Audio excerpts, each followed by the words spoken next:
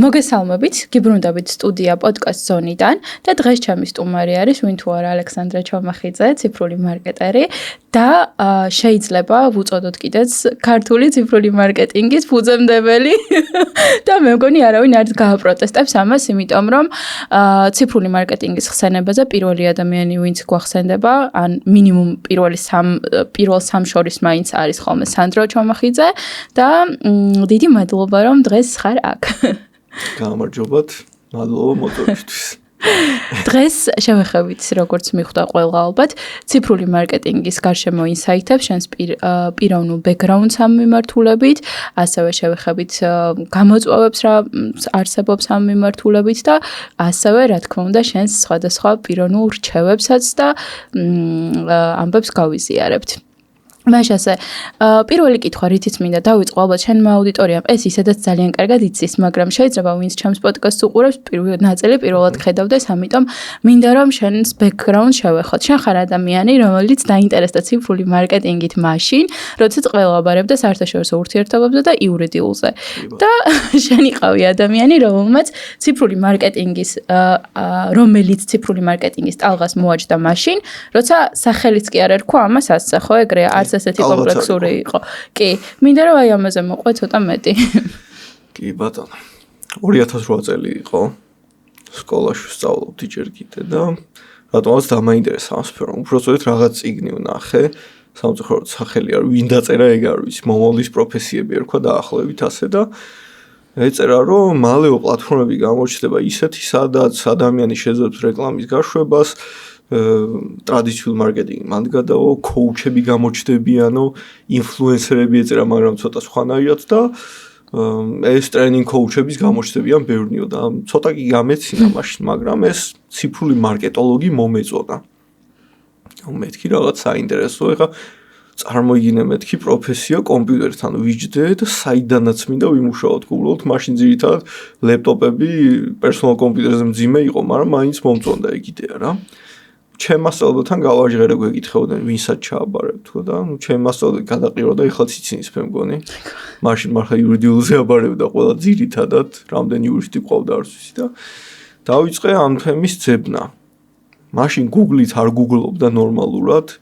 შეიძლება გუგლობდა კიდევაც, მაგრამ არ იყო ფიზიკურად რესურსები, საიდანაც შევძლებდით რომ გვესწავლათ და აი რამე თუ შეიძლებოდა ყველაფერს ვეძებდი რომ ავყოლოდი რაღაც ტრენდს. რა თქმა უნდა, უნივერსიტეტებში არ იყო ფაკულტეტები, წიგნები არ იყო ამის შესახებ, ცოტა რაღაცები ეწერა. აი SEO მაგ დროისთვის უკვე საკმაოდ ცოცხლდებოდა სხვათა შორის. თვითონ Google-ი ამბობს რომ 2000 წელსაც მაგრები ვიყავითო, მაგრამ ფიქრობ რომ აი მაქედან დაიწყო ყველაფერი რა. 2008 წელს რომელ კლასში იყავი ან რამდენი წლის იყავი?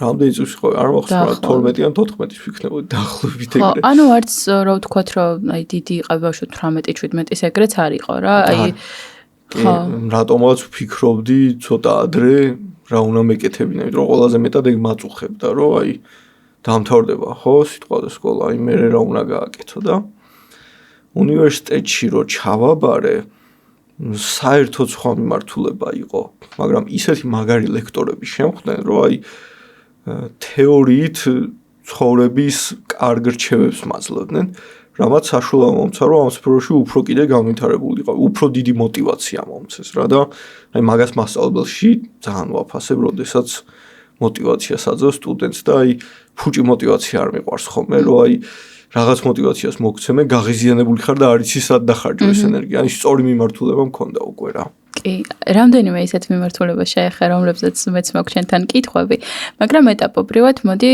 დავიწყოთ. ესე იგი, შენ ძალიან ადრე ფიქრობდი იმაზე, სად გინდოდა რა მიმართულებით გინდოდა გაგეკრძელებინა მოღვაწეობა, ხმამაღალი სიტყვა, მაგრამ მუშაობა. და მე რატომაც სანამ შენს ინტერვიუს ნახავდი, საიდან ზუსტად ეს ისტორია მაქვს მოსმენილი, რატომაც უფრო ვიფიქრე, რომ თამაშებიდან ან რაღაც მსგავსი აქტივობებიდან უნდა დაწყებულიყო რაღაც ციფრულ მარკეტინგთან ურთიერთობა, იმიტომ რომ მაგ პერიოდში რატოს კითხე, როდის მოხდა ეს ამბავი თქო, იმიტომ რომ მაგ დროს ვიხსენებ და გონი ეს ის პერიოდი, როცა ოდნოკლასნიკები ახალი შემოსულია და მაქსიმუმი რაც მე მაინტერესებდა იყო +5-ების წერა და ალბათ ან რამდენი +5 შემომივიდოდა და სტატუსზე რა და მეწერა და შენ ამ დროს ესე იგი რომ ჩაგივარდა თუნდაც ეს წიგნი ხელში, ეგეც არ უნდა იყოს შემთხვევითობა, იმიტომ რაღაც ეგეც ალბათ საბედისწერო მომენტია. Back to the Future-ის წიგნს ვეძახ. ხო. კი, მაგრამ ზოგადად მიზანი რატო დავიწყე ციფრული მარკეტინგის სწავლა. პირველად ჩემი პროფესია დაიწყო მუსიკის მასწავლებელი ვიყავი, გიტარას ვასწავლითი. ერთად. და YouTube-ზე ვდებდი ვიდეოებს, cover-ებს. და ერთხელ ჩავწერე Survivor-ის Eye of the Tiger. და მინდოდა რომ მთელი მსოფლიოდან პირველი ამოვარდნილიყო YouTube-ზე.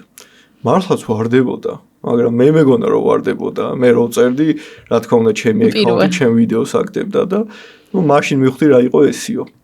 და მაგ კუთხით დავინტერესდი, ანუ რეალურად ეს ყველაფერი ვისწავლო, რომ ჩემი მუსიკალური მხარე უფრო განვითარებული იყო, მაგრამ საბოლოო ჯამში დავინახე, რომ ამ ჩემი ქმედებებით შემეძლო ბევრი რაღაც გამეზარდა.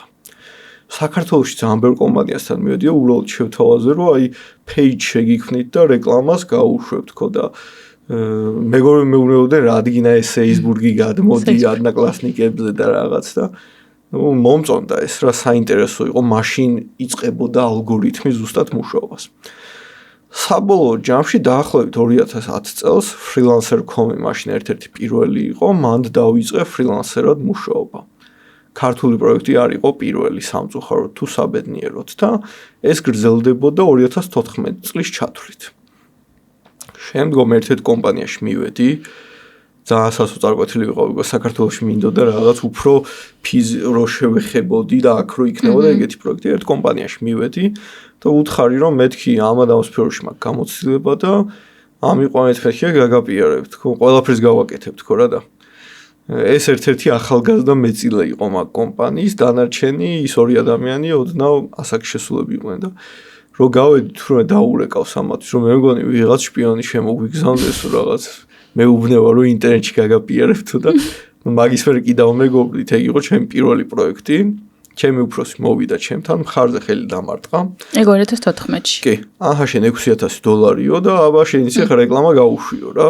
რეკლამის ბიუჯეტი იყო $6,000. მაშინ მომეცა კიდევ ერთი საშუალება, რომ ყველაფერი გამეტეს და რაც კი შეიძლებოდა. აი, ვფიქრო რომ მაგ მომენტში კარგად გამიმართლა, მაგრამ ამ $6,000-მა კომპანიას მოუტანა დაახლოებით 12 ფილიალი ქვეყანაში და ქვეყნის ფარგლებს გარეთ გავიდა. ძალიან კარგი შედეგი მივიღეთ. გამიმართლა იმაში, რომ ჩემი დამკვეთი მომთმენი იყო და მენდო, იმის მიხედავად რომ ვერ ერკვეოდა სფეროში რა. ანუ ჩემი აზრით რაღაც გარკვეული როგორ გითხრა, სიგნალები გქონდა ცხოვრებაში, რომლებსაც ინტუიციურად თუ რა ვიცი ბუნებრივად რაღაცნაირად მიყვებოდი და ეს რაღაც ანუ დინების მხარეს მიდიოდი და ეს გეხმარებოდა იდეაში, ხო ესეა. კი, მაგრამ იმასაც ვიტყვი, რომ ეხა შორიდან ყველაფერი ლამაზად და მარტივად ჩანს. თუნდაც ეხა შენ რამხელა საქმესაც აკეთებ, ვიღაც იტყვის, რომ ალბათ ანი დაждდა და ვიდეო ჩაწერა და ყველაფერი გამოვიდა, მაგრამ არ იცის რა ხდება უკან რა. აი იმას რო უხსნით ხოლმე front-end და back-end სტუდენტებს, წარმოვიგინოთ, რომ რესტორანის სამზარეულო არის back-end-ი, სადაც ყველაფერი იკეთდება და მიმტანს მე ლამაზი მიაქვს რა. შორიდან ჩანს რომ ყველაფერი კარგადაა. ნუ რა პრობლემა ალექსანდრე ჯგუფი შექმნა იქ 13,000 კაცი გაწევრიან და მე YouTube-ი შექმნა იქ რაღაც TikTok-ი იქ მილიონმა ნახა სიტყვაზე, მაგრამ რეალურად ალბათ სახე გავიძრე რა. როგორ თქვა, ყველაფერი რაც კი მიმიღია ცხოვრებაში ძალიან დიდი წვალებით, მაგრამ ბოლოს ძალიან სიამოვნებს ხოლმე რა. აი ზუსტად მაგნაწილზე მინდა რა ცოტა მეტი ვისაუბროთ და რატომ იცი? აი შენ შეეხე ამ თემას და მეც ვცდილობ ხოლმე ყოველთვის შევეხო, რომ ჩვენ ყოველთვის ვაფასებთ, ყოველთვის კაი არა, ხშირ შემთხვევაში ადამიანებს გვახასიათებს ეს, რომ ვაფასებთ სხვის მიღწეულ შედეგებს მარტივად და ზედაპირულად. და ვუყურებთ მეტო აისბერგის ზემოთ რა ხდება, ქვემოთ ჯერ ეს ერთიც მეორე მხარეც არ გაჩვენებს ხშირ შემთხვევაში იმდენად რა ხდება, იმიტომ რომ როგორ მივიდა იქამდე შეიძლება რთული გზა გავლილი, ან პირიქით ვიღაცა მარტივად ხელი შეუწყო და არ უნდა ამის ჩვენება უნდა რომ პირიქით ისე წარმოაჩინოს, რომ იმე ჩემით ვიშრომე და ამ დროს ვიღაც ნათესავი ყავს ან ასე შემდეგ, ხო? ანუ ყველს ისტორია ფაქტორი არის განსხვავებული. უბრალოდ ბექში ან არ გვახედებენ, ან ჩვენ არ გვინდა ჩახედვა. და ამ შემთხვევაში შენი ბექი მაინტერესებს კონკრეტულად აი 2014-ში, როდესაც დაინტერესდი და მიხვედი დამსაქმებელებთან, ან როგორი ფიჩი გქონდა, ან საიდან გქონდა ეს რაღაცნაირი, როგორ გითხრა, мотиваციას ვერ დავარქმევ. ძალა იმისი თავდაჯერება, რომ მიხვედი და შესთავაზ. ეს ყველას არ აქვს. არ მქონდა. უბრალოდ მომენტი იყო ისეთი ცხოვრებაში სამწუხაროდ საბედნიეროდ, რომ რაღაც უნდა გამეკეთებინა აუცილებლად და ეს რაღაც უნდა ყოფილიყო ჩემი ცოდნით და ეს შემოსავლისწყაროდ უნდა ქცეულიყო აუცილებლად. მეორე დრო მივდიოდი იმ კომპანიაში გასაუბრებისთვის, მოუწესრიგდი, წვერი გავისწორე მთელი ამბები და სამარშრუტო ტაქსში ავედი, ვზივარ, ნერვიულობ, ჩემ თავთან ლაპარაკობ რაღაცებს და ძალიან კარგად მახსოვს მაგ ქალს ვერავინ ვერ დამოვიწყებს, ამოვიდა ერთი ქალბატონი, ზის და დგას და მიყურებს რა, სამარშრუტოში მარტო მე ვზივარ და დანარჩენი ადგილები სულ თავისუფალია. კართან მეყარდა ხომ იცნობ. და მიყურებს და უცებ სახეში მარტყავს ამ იმას ჩანთას რა. მეთქი რა ხდებოდ. უნდა უსო ახალგაზრდა ადგილს რატომ მithfud. მეთქი რა, ყველა თავისუფალია რა. მივედი მანდ მაგის მერე გასაუბრებაზე გაწითლებული ლოყით. და პირდაპირ უთხარი რა, მეთქი აი ამ ყველაფერს გავაკეთებ, მეთქი 3 თვე უფასოდ. ოღონდ მერე მეთქი ამადამ პირობებში უნდა იყოს მეთქი ყველაფერი და ვერ ვიტყვი რომ გამიმართლა, იმიტომ რომ ყველაზე არეული პერიოდი იყო მაშინ ქვეყნისთვისაც. სავალუტო ფონდი წინ დაუკანდარბოდა და კომპანიებისთვისაც და ეს Facebook იყო გარდამავალი, ასე ვთქვათ რა.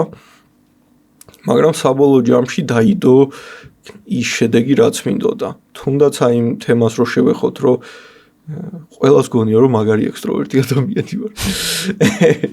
და სადაც ამას ვამბობ, ყველას ისილკვდება ხოლმე. ნუ ძალიან ინტროვერტი ვარ რეალურად. უბრალოდ იმ ადამიანებთან, ვისთანაც აი ზუსტად გზაში მაგაზე ვსაუბრობდით, რომ ვისთანაც კარგად გრძნობ, ისე ვიქცევი, ვინც ვარ მე. ეს ეხლა რაც ხდება ალექსანდრე ჩომახიძის გარშემო. რეალურად ეს არის სანდრო ჩომახიძე. ალექსანდრე არის, აი რო რეკავენ ხოლმე და გამარჯობა ალექსანდრე, ესე იგი უცხოსგან დარეკა. თუ სანდრო, ესე იგი ოჯახის წერვა მისცა ნომერი რა და არასოდეს მინდოდა აი ცნობილი სელებრიტია რა მეგეთი. ვიღაც იტყვი რა სელებრიტია შენო, არა პრობლემა თქვას. არ მინდოდა ეს უბრალოდ 2014 წელს ძალიან კარგი ადამიანი სამწუხაროდ აღარ არის გიგა აბულაძე, რომელმაც მითხრა რომ მოდი ჯგუფებში გაგაწევრიანებო ქართულშიო მარკეტინგისო და ხალხს რჩევები მისცეო რა. დავინტერესდი მაგით, გამაწევრიანა რამოდენიმე ჯგუფში და დავინახე რომ ამ ჯგუფებში ხდებოდა შემდეგი. ან ერთმანეთს ატყუებდნენ, ან ძალიან მინიმალურ საქმეში თანხას თხოვდნენ. მაგალითისთვის მინიმალური რა აი პეიჯის შექმნაში მინახავს რომ 200 ლარი გამოურთმევიათ. უბრალოდ უსახელო პეიჯის შექმნაში, ტექსტ რო აწერიათ რაღაც. დავიწყე პასუხების გაცემა ხალხს. ამ პასუხებს ვცემდი აი ენციკლოპედია რო წარმოიგინო დეტალურად. მერე ბლოგების წერა დავიწყე. დაახლოებით 2 თვეში ორმა ჯგუფმა დამბლოკა. იმიტომ რომ ჩვენ კონტენტს აღარ გითხულობენ და ხალხმა ისწავლა რაც ჩვენ ფულს ვიღებთ, მაგრამ გაუბრასდი მაგაზე. მაგდოს ერთ-ერთ უნივერსიტეტში მომიწვიეს გარკვეული ტრენინგი ჩაატარეო ერთდღიანი. და როდესაც დასრულდა, ერთ-ერთმა ლექტორმა მითხრა, რამე ჯგუფი შექმნი, რომ ამ სტუდენტებთან გქონდეს კომუნიკაცია და მასში შევქმნი რაღაც ჯგუფი, უცებ ალექსანდრე ჩომახიძე დავარქვი და გამახსენდა იქ რა. მეთქი ჩემს სასტუმროს ხსნითქო რა. გავაკეთე ეს ჯგუფი. არავინ არ მომიწვევია დღემდე. თვითონ მოდიოდა ხალხი. თავიდან მართლა ვისაც აინტერესებდა ის გაწევრიანდა, უბრალოდ დავწერე ფიძერო ესეთი რამე ხდება მეთქი და დღემდე ვფილტრავ ბოტებისგან, ვინც არ არის აქტიური, 14000 კაცი ამჟამად და ერთადერთი რასაც ვაკეთებდი, რაც ვიცოდი განურჩევლად ზომისა თუ წონის, ყველაფერს დეტალურად ვწერდი და ხსნიდი.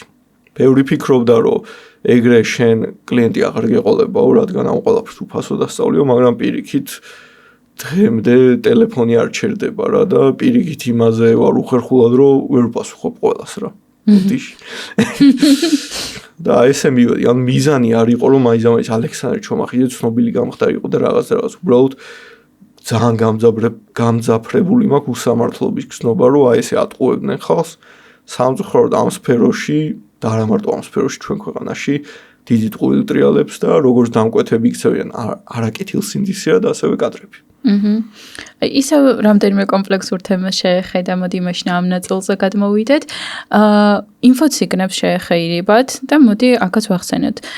შენზე, როდესაც ფიქრობს ადამიანი, რა ვიცი, მეც ახლა როდესაც ვემზადებოდი დაახლოებით აი რა თემებზე მინდოდა მესაუბრა, კაფიოდ წარმოვიდგენ კი არა და ვიცი, რომ შენ არ გეშინია ხოლმე დაპირისპირებაში შეხვიდე ღიად იმ ადამიანებთან, რომლებსაც ვრცელდება, ან პირობითად ვამოწმებთ, ხედავთ, რომ ისინი არაკეთილსინდისიერად შესაძლოა ეპყრობოდნენ ან თავიანთ აუდიტორიას, ან ძალიან აგრესიულად манипуლირებდნენ მათით.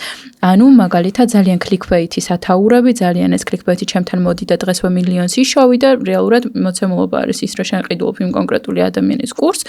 ანუ გადიხარ, შენ ან გაქვს პირობითად რაღაც შედეგი ან არ გაქვს და ის ადამიანი მდიდრდება, ხო?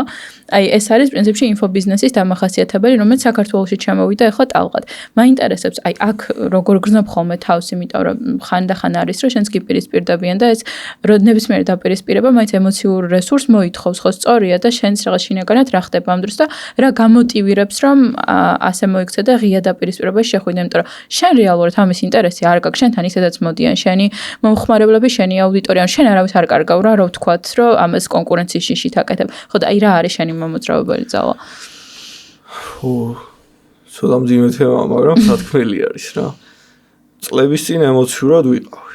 შიში არ მქონდა, მაგრამ ემოციურად ვიყავი, რომ აი ვიღაც რაღაც ისულს აკეთებს და მე რო უპირისპირდები, მე სათავისოდ იყენებს. ყოფილა შემთხვევა ვიღაცას გამოუყენებია, რომ ვითომ შენი ჩემთან დაპირისპირებით ოჯახის წევრი ცუდად გამიხდა და რეალურად თურმე დაგეგმილი ოპერაცია ქონია. და ბევრი ესეც ჩემ ოჯახის წევრებთან დაურეკავთ, რომ გაჩერდეს რეებს აკეთებ, მაგრამ როგორი მშობლები მყავს, იცი, აი ყოველთვის რომ ისე იქცეოდ, რადგან ჩემები არიან მაგით ვარმობ, მაგრამ ყოველთვის მთელი ბავშვობა რასაც უყურებდი, არ დამინახავს, რომ ვინმე უსამართლოდ მოქცეულიყო. რაღაც შემთხვევა იყო ერთხელ ოჯახში და მამა ჩემი ერთ ადამიანს ელაპარაკებოდა და რაღაც მისცა რა და უთხრა რომ ამას იმიტომ გაძევ, რომ პატიოსანი ადამიანი ვარო, თორე რეალურად ეს არ უნდა მოქცეო მეშინო რა. თანხაზე იყო რა თქმა უნდა საუბარი და მაშინ დავფიქრდი, რომ ანუ რამხელა მნიშვნელობა აქვს მეთქი ამ ყველაფერს რა და რო უპირისპირდები შიში არ მაქვს. ფიქრობ, რომ ბოდიში და ფეხები არ მომჭამავ თქო რა. და მაგ კუთხით მყარად ვარ. ბოლოს და ბოლოს 90-იანებიდან მოვდივარ და მაგ კუთხით არ არის პრობლემა.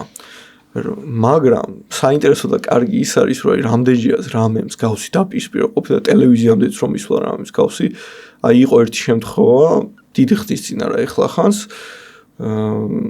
ჩემს სახელს იყენებდა ერთი ადამიანი, რამოდენიმე ადამიანმა დამირეკა, რომ აიო, კი ამბობს, რომ შენი მაგაციაო და გავგიჟდი მაგაზე და საბოლოო ჯამში პირდაპირ თქვი და იმის მაგირად რომ რამე არგუმენტი ყოფილიყო ან ჯანსაღი დაპირისპირება ყოფილიყო ჩემს მიმართ, რაღაც ჩავი პიარის აგორება დაიწყო და საბოლოოდ თავი უარესად გაიფუჭა.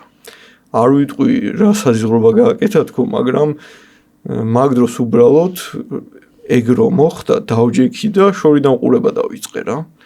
და თავის თვითონ ჩაძირა რა და მართალი რომ ყოფილიყო ეგ ადამიანი ან სხვები, ჯანსაღი არგუმენტები ექნებოდათ რა. ჩემ მამოძრავებელი პირველი ეს დატაკება და ვთქვათ იყო ერთ-ერთი არარსებული პროფესიის წარმომადგენლები, story manager-ები, რომლებიც არ ვიცი რაღაც ისულელებს ასწავლიდნენ და ძირითადი მათი თარგეტი იყო ორსულები, ახალშობილის მშობლები, გოგოები ძირითადად ან სტუდენტები, რომლებსაც ყველა დიდი პრობლემა ჰქონდათ თანხა ან სამსახური. ჩემი ერთ-ერთი ახლობელი დარეგისტრირდა და რა თქმა უნდა ვერ გამოიმუშავა ის თანხა, რასაც პირდებოდნენ. მე მეორე კურსი მისცეს, მესამე კურსია საბოლოო. გოგოზეა საუბარი ხო? ვიზაც. კი ბატონო. მაგას არ ვასახელებ რა თქმა უნდა, რა მნიშვნელობა აქვს. უკვე მოგიგე. და საბოლოოდ სამი კურსი რო გაიარა, ვკითხა რომ ანუ ვერ მოაკეთებ იმ თანხას, რასაც თქვენ არეკლამებთ და ალბათ უნიჭო ხარო რა. ხო და ნუ რა თქმა უნდა გოგოებისთვის მარტივად გასაგები იქნება, მშობიარობის შემდგომი დეპრესია ქონდა და რამის სუიციდამდე მივიდა რა და მეთქი ამათ სახეს გავაზრობ თქვი რა და დავიწყე მოკვლევა მათ ყოფილ სტუდენტებს მივწერე, არსებულებს მივწერე და ბევრისგან მივიღე წერილები. მე ტელევიზიამდე მივიდა ეს ყველაფერი.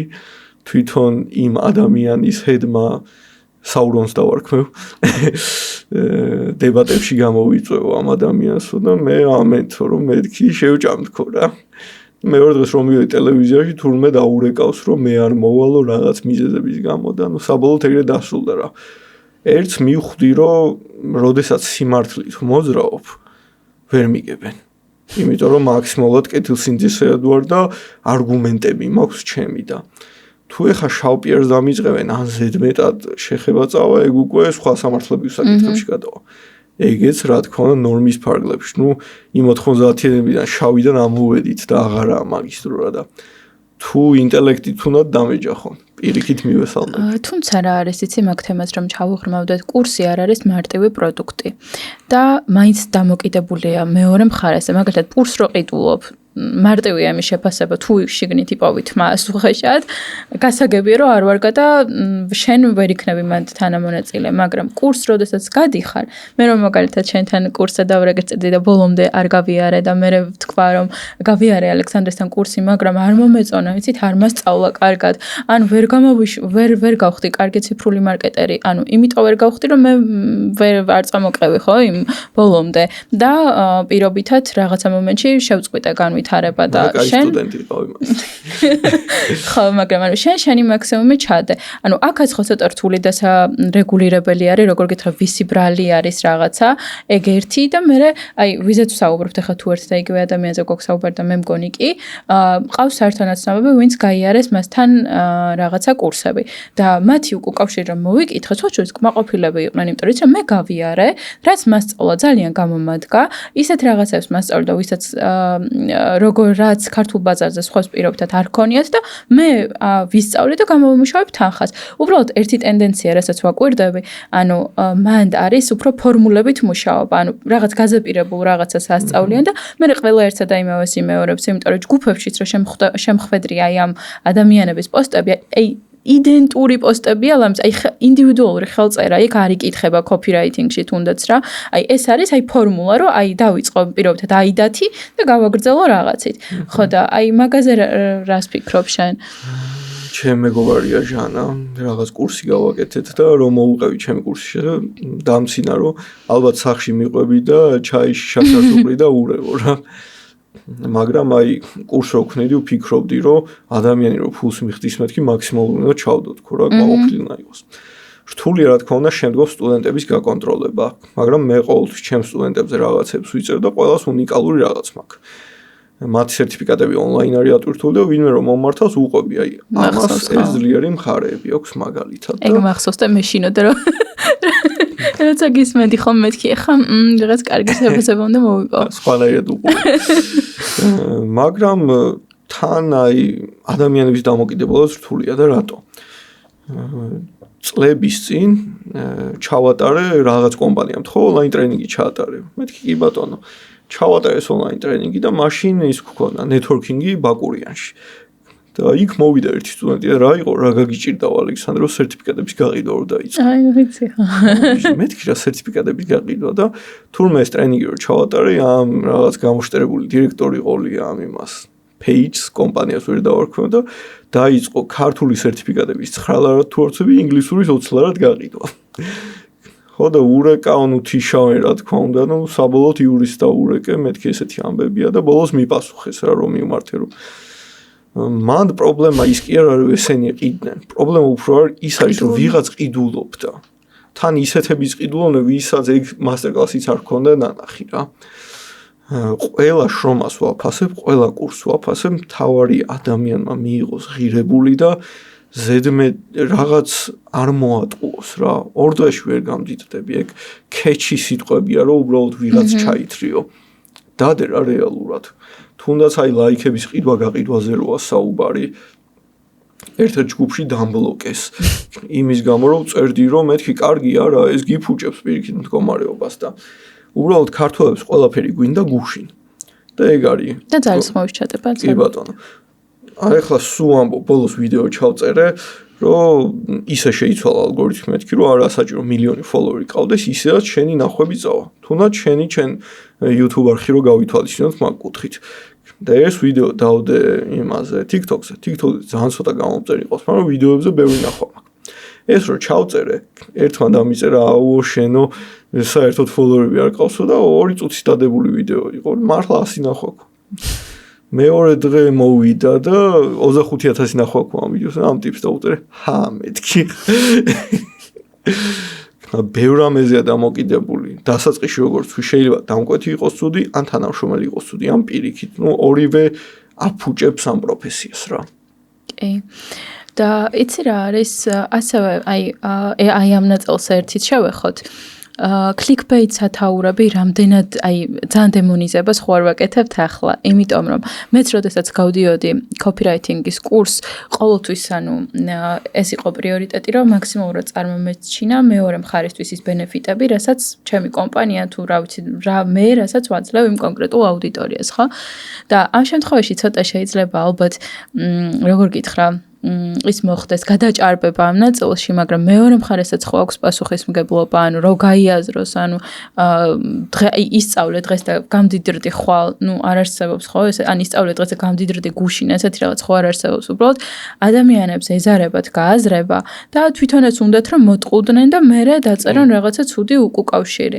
იმიტომ რომ იგივე თუნდაც კიდე სხვა ადამიანი ვისთანაც ასევე ბიფი გქონდა, მას ყავს ის ზუსტად ასე აგრესიულად მუშაობს თავის აუდიტორიაზე და ზუსტად ასეთი clickbait-ებით და ზუსტად იმ მტკივნეულ წერტილებზე ურტყამს, რა არის მტკივნეული წერტილი? თვით რეალიზაცია, ფულის შოვნა, მალე ცხოვრობით ტკბობა და ასე შემდეგ, ხო? მაგ წერტილებზე ძალიან აგრესიულად ურტყამს და პლუს ამას აქვს ძალიან აგრესიული რეკლამა ყველა არხში. და მინდა გითხრა, რომ მე როგორ ვარ, 50-50 ვუყურებ მაგ ბიჭს რა. მე მგონია, რომ ადამიანის პროდუქტიულობაზეც არის დამოკიდებული და ის რაც ოდნასაც გაძლევს. მაგრამ ვიცნობ ადამიანებს, რომელსაც ვკითხა, მეთქი ცოტა შარლატანი ხომ არ არის საჭვის თვალით უყურებ და იცი რა, მე მაგან ისეთი რაღაცეები მასწავლო, ისე მომწონსო და ისე კარგად ვითარდებიო, ეხლა სამსახურიდან მოვდივარო, ჩემი ბიზნესი უნდა დავიწყო და მაგან რაც მასწავლა, მაგ ფორმულებით და მაგ ამბებით უნდა შევუტიო და მართლა დაიწყო. ჯერ არ ვიცი, ჯერ ადრეა შედეგზე საუბარი, იმიტომ რომ ახალი დაწყებული აქვს და წლის ბოლოს დავითვლით, ასე ვთქვათ, მოსავალს, მაგრამ თვითონ ეს ფაქტი, რომ მოსწონს, კმაყოფილია და მეტიც, 2 კურსი ხო გავლილი აქვს, მესამესაც გაივლის და რაც კურსები იდება, შემჯდარია მის მასალაზე და კიდევ უნდა გავლა. ესეც ერთი მხრივ ხო ნიჭი არის ამის ცოდნა და მეორე მხრივ არის უკვე ეს მეორე მხარე სამიზნე აუდიტორია, როგორ რეფლექსირებს ამ ყველაფერზე. გეტყვი. ძალიან მაგარი კითხვა. წიგნით შემიძლია დავასახელო, რომელი წიგნი აქვს წაკითხული და რის მიხედვითაც იმარშვა. მე ყველაფერს მაგ კუთხით უყურებ ხოლმე რა. ერთხელ რაღაც კომენტარი დაიწერო, რა ხდებაო ეს პატარა მაღაზიებიო, ამ ბრტყელ სიტყვებს რო იღენებსო, ყველა იმისო. მაგრამ ჩვენ ქართველებში კიდე პრობლემა რა არის? ქართველებს გწხვენია რაღაცების. ვიღაცამ დაწერა რომ კმაყოფილი ვარო, მაგრამ ვისაც არ გაუმართლა, იმას უტყდება რომ თქვას რომ მოტყუდა და არ წავიდა წინ. მაგრამ ისევ და ისევ მე არავის მიმართ არ მაქვს იზღიან რამე, თუ ვინმე კარგ რამეს ვინმე სასწაულის და ამით წარმატებული გახდება, ყველანაირად მე თვითონ გავაპიარებ და ხელს შევუწყობ ამ ყველაფერს რა. მაგრამ რა თქმა უნდა, ნორმის ფარგლებში უნდა იყოს, არავის სახელის გამოყენება არ უნდა იყოს საჭირო და ბევრი 1000 სისულელე. უბრალოდ ყოველთვის წინა ტიპებს, თორებს რო დავეჯახე და კიდევ ვიღაცებს ყოველთვის ვიკლევდი მათ აუდიტორიას. და საინტერესო ის იყო, რომ მათი აუდიტორია ძირითადად ის ხალხი იყო, ცუდად არ მინდა გამომივიდეს, ვისაც ასე თუ ისე digital literacy-ის გამოცდილება არ ჰქონდა. მარტივად მართვადი. კი, მარტივად მართვადი. და მისი და სხვების სტუდენტებიც ისეთი ტიპები იყვნენ, რომლებსაც ამ კუთხით არ ჰქონდათ გამოცდილება და ძალიან მარტივად მოტყუდებდნენ. მაგალითად, ერთ-ერთ ტიპს ედო, რომ გიზიარებთ 9000 ლარიან ბლოგსო, უფასო და რა კარგია და ყველა კომენტარებს ვაიმე შე რა კეთილი გოგო ხარ მთელი ამბები და უბრალოდ დავაკოპიე Google-ში ჩავდი და Medium-ის ბლოგი ამოვაგდა, რომელიც რა თქმა უნდა ვიღაცის დაწერილი და სრულად უფასო იყო. ეგენი არიან ოდნავ იმაძე ჭკვიანები და საკმაოდ იმაძე აფერისტები, ვინც ყავთ აუდიტორიაში. და ის ადამიანი მარტივად ყუდება და რა თქმა უნდა კმაყოფილი არის. წარმოიდგინე ახლა ჩემი კურსი 6 თვიანი იყო. და კურსების მინახავს ეწერა ალექსანდრის 6 თვიანი კურსი 1 თვეშიო. ვიღაც ყიდდა ეგეთი სახელით და ვიღაც იფიქრებს, აუ ეს ალექსანდრე შარლატანია, 6 თვე ციფრულ მარკეტინგს ასწავლის და ვიღაც მეუნება 6 შეხვედრაში აგიხსნიო იგივესო და ის რო თანხდება მაგ ყველაფერს და გაგვრის მისთვის ეგ საკმარისი იქნება. ეხლა შენ რო ეუბნები ადამიანს რომ მოდის თორების დადებას გასწავლი და რა ქვია ონლაინ ფოტორედაქტორით ფოტოებს აგაწყობინებ იმას რომ შენ დაუწყო ალგორითმზე საუბარი როგორ მუშაობს ადამ მოზერმა რა თქვა რა იქნება ტრენდი შემდეგი რეკლამა როგორ მიდის შეიძლება ვერც გადახარშოს ეგ ყველაფერი რა და ამიტომ როგორი მენტორები და კურსის გამყიდველებიც არიან ისეთი აუდიტორია ყავთ რა ჩვენს ქვეყანაში ძალიან ცუდ მდგომარეობაშია digital literacy ბევრ ადამიანმა კომპიუტერში ჩართვა გამართვა არის data reportali რომ ნახოთ სამწუხაროდ ტოპებში YouTube-ზე და Google-ში კაზინო არის ძებნადი. მესამე ადგილზე პორნო საიტი არის და აი საშინელი მდგომარეობა აქვს და კიდევ უფრო და უფრო უკან მიდის ეს ყველაფერი, მაგრამ ეს ოდნავ მათზე ჭკვიანი ხალხი საშუალება აქვს რომ ეს გააკეთოს. აი ერთმა ადამიანმა მომწერა ჩემი დევიზია ასე ვთქვათ ბოლო 2 წელია რომ ყველაფრის სწავლა შეგიძლია ონლაინ კურსი მაქვს ხომ მე არ მოხვიდე ჩემთან დაგუგლე რა მე რო ვისწავლე მაშინ ხო არ არსებობდა რესურსები მაგრამ როგორღაც მოვედი აქამდე რა ერთი ექიმობა არ უნდა ქნათ ხო და მომწერა ერთმა სტუდენტმა რომ ერთი ბიჭიაო რომ არეკლამებსო ძალიანო თავის თავს და ეხლა დამაეჭვაო შენმა ვიდეომ რა და არ დავასახელებ იმ ადამიანს არ ვიცნო, მაგრამ ვიცი ვიზეთ იცახე. მაგ ვიდეოში ძირითადად გამოჩენილი ის კი არ იყო, რომ ციფრულ მარკეტინგს ისწავლის, ჩანდა რომ მაგარ მანქანაზე იჯდა, ფული ჰქონდა და სახლი ჰქონდა. და ეს ადამიანი იმით კი არ დაიკერო, რომ ციფრულ მარკეტინგს ისწავლის. იმით დაიკერო, ვა, მე რო ამასთან გავილი, მეც ეგეთი მანქანა და სახლი მექნება. ანუ თემა უკვე არ აინტერესებდა რა და ეგ უფრო პრობლემას გვაქვს, აი დანი კრუგერის ეფექტი რო ავიღოთ. და ერთი ექსპერიმენტი ვნახე 7 ადამიანი იდგა ერთმანეთის წინ პირველს მოუყვეს რაღაც თემა და ეს უნდა მოეყოლა მე-6-თვის იმას მე-5-თვის და პირველი თუ მანქანის ძრავზე ლაპარაკობდა ბოლო ლაპარაკობდა რა ვიცი იმაზე ციფრულ მარკეტინგზე და აი ეგ გვაქვს ძალიან დიდი პრობლემა კი ასწავლონ წარმატებული იყოს ეს ხალხი ფული გამოიმუშაოს მაგრამ ნუ მოატყუებენ რა სიმართლე თქვან რა მე ვაწვევი იმ თემას, რომ აი ჩემ ვიდეოებზე ხა არც thumbnails არაფერს არ ვაკეთებ. აი ხა რომ მე დავდო ის, რა ქვია, ესეთი thumbnail-ი, რომ აი ესე იყო და გუში რეკლამა გაუშვი და ვაიმე რა მოხდა.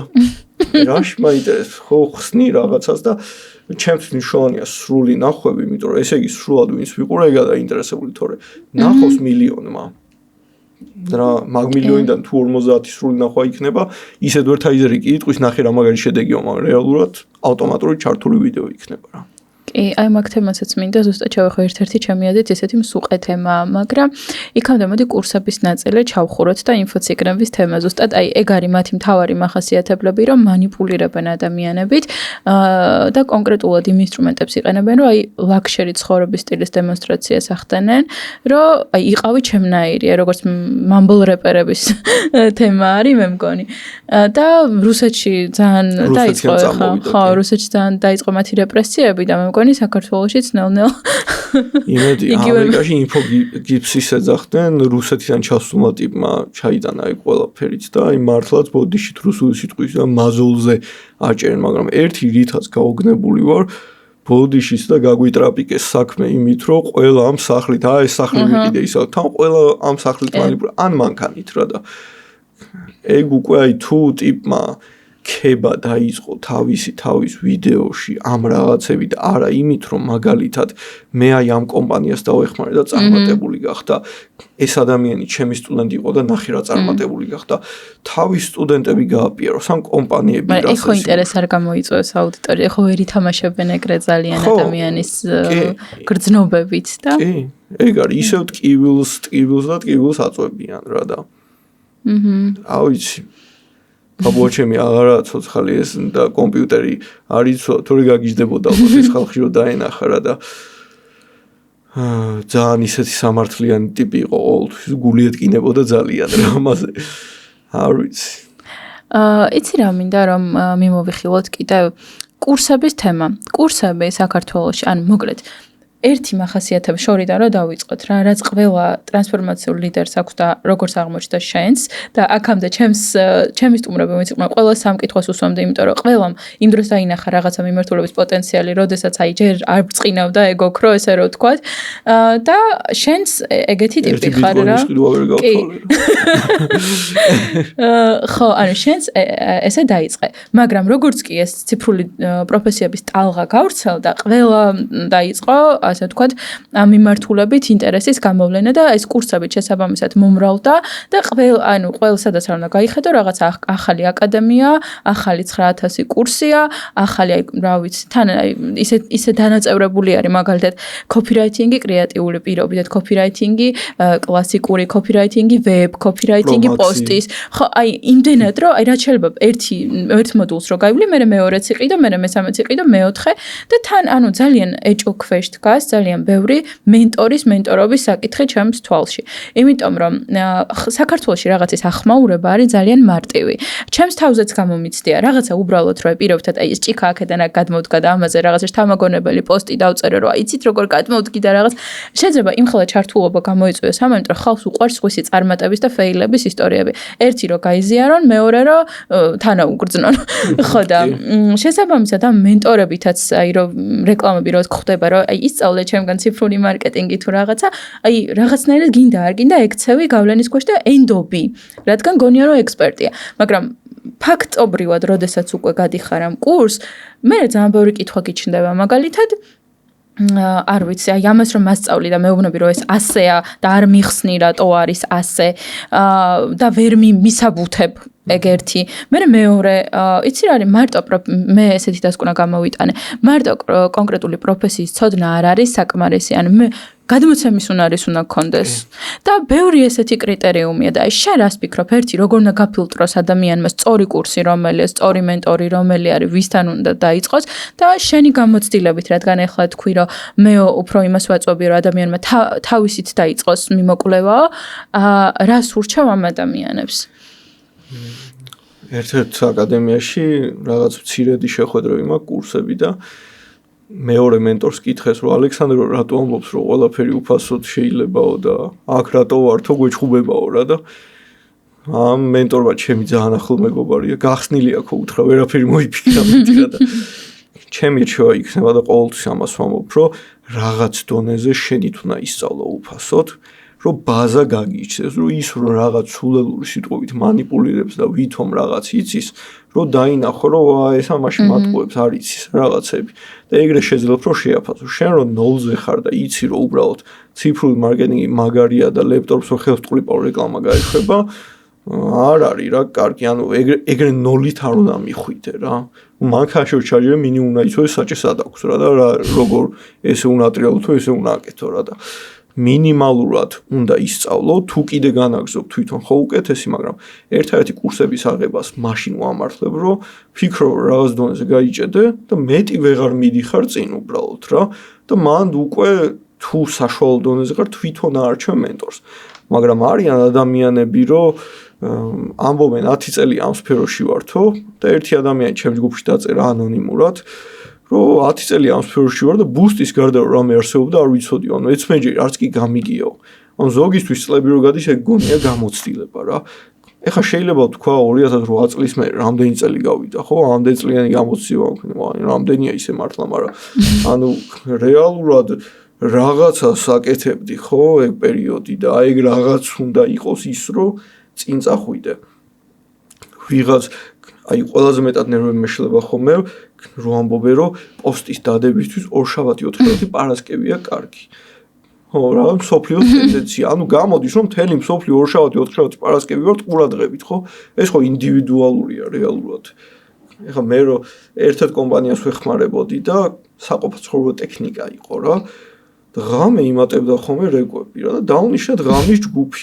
და გამოგითხო რომ ჩავატარეთ გითხრეს რომ დიასახლისები ვართ და ბავშვს რო ვაზიანოთ მე რო სკროლავ თუ ტელეფონს რა და ეხა მიდი და უმტკიცე იმას რომ ორშაბათი 4 პარასკევი არაა ჩვენთვის კარგი რა და აი მაშინ გეთანხმები რომ რაღაცებს იძახიან ციდან მოგლედეს აი თავში რომ მოვიდათ ფსიქოზისგან რომელსაც არ აქვს დასაბუთება რომ საიდან მიყვები შენ ამას გენდო აიგა პრობლემა კიდე რა. ისო და ისო ტყუილი რა.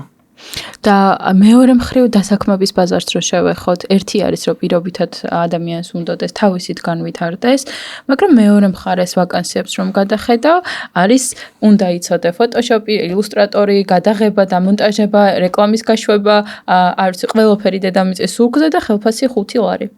კი, ჩემს სტუდენტებთან ერთად რაღაც ვაკანსიებს განვიხილავდი, რომ ნახე SEO-ს ვაკანსია, ოღონდ ეწერათ CEO, გენერალური დირექტორი. დავრეკე მოდი მე ხუმრობ თქო. მე გენერალური დირექტორი გჭირდება და არა SEO სპეციალისტიო და ანუ ტიპი ვინც ვაკანსია და ეგეც არის დაგუგლე რა. Google-ში რაღაც სისულე დაწორი ისიც გაგცემს პასუხს. და ხან Photoshop-ი ეწერათ F-ით და ის შეცდომები. მაგრამ ბაზარი ორად იყოფა. კადრიც ორად იყოფა და კომპანიაც. ციფრულ მარკეტინგში ორი სახის კადრი არის. კადრი, რომელიც 200 ლარად ყველაფერს აკეთებს. Ვის ყავას მოადუღებს, ვიდეოს გადაიღებს, განათებებს და გიდგავს, შეიძლება ისე ვერ მოგანათოს შენ, მაგრამ დადგავს რა. რეკლამას გაუშვებს, ვიდეოს დაარედაქტირებს, ფოტოებს გადაიღებს. და არის კადრი, რომელიც კონკრეტულად ერთი მიმართულებით მუშაობს. აი მე მაგალითად რომ მივდივარ, ვეუბნები, რომ მე advertiser-ი ვარ რა. პოსტების დადება ვიცი, მაგრამ ამ საქმისთვის ვარ რა. ორივე და ის პირველი აფუჭებს ბაზარს. ასევე დამკვეთებიანი რომელმაც არ იციან არაფერი და ეგეც აფუჭებს იმ კადრის ხასიათს. აი ჩემმა ერთმა სტუდენტმა თქვა დამკვეთი იყო თვითონ რომ კიდევ კაი გავიარო შენი კურსი, ეხა მივხვდიო რომ თლად იდიოტობა არ ყოფილაო ეს რა. მე სისულად მეგონაო ეს სფერო რა და რეალურად დიდი კომპანიები სანთლით ეძებენ advertiser-ებს. აი კომპანიას არ დავასახელებ, ეხლა ხან დავტოვე და ძალიან დიდი ხანი ეძებდნენ კადრს. მეც დავეხმარე საბოლოოდ შერჩევაში და 90 კადრი მოვიდა სულ 3 შევარჩიეთ მაქედან, მივეცით გარკვეული დავალება. მე დავწერე თვითონ ტესტი. ერთმა თქვა რომ ეს უმსგავსობაა და მე ამას არ დავწერო, მოერიდა თქვა რომ არ ვიციო. ერთმა დაწერა, მაგრამ ყველა კითხვაზე პასუხი გამცა, სხვა კითხვებზე გამცა პასუხი.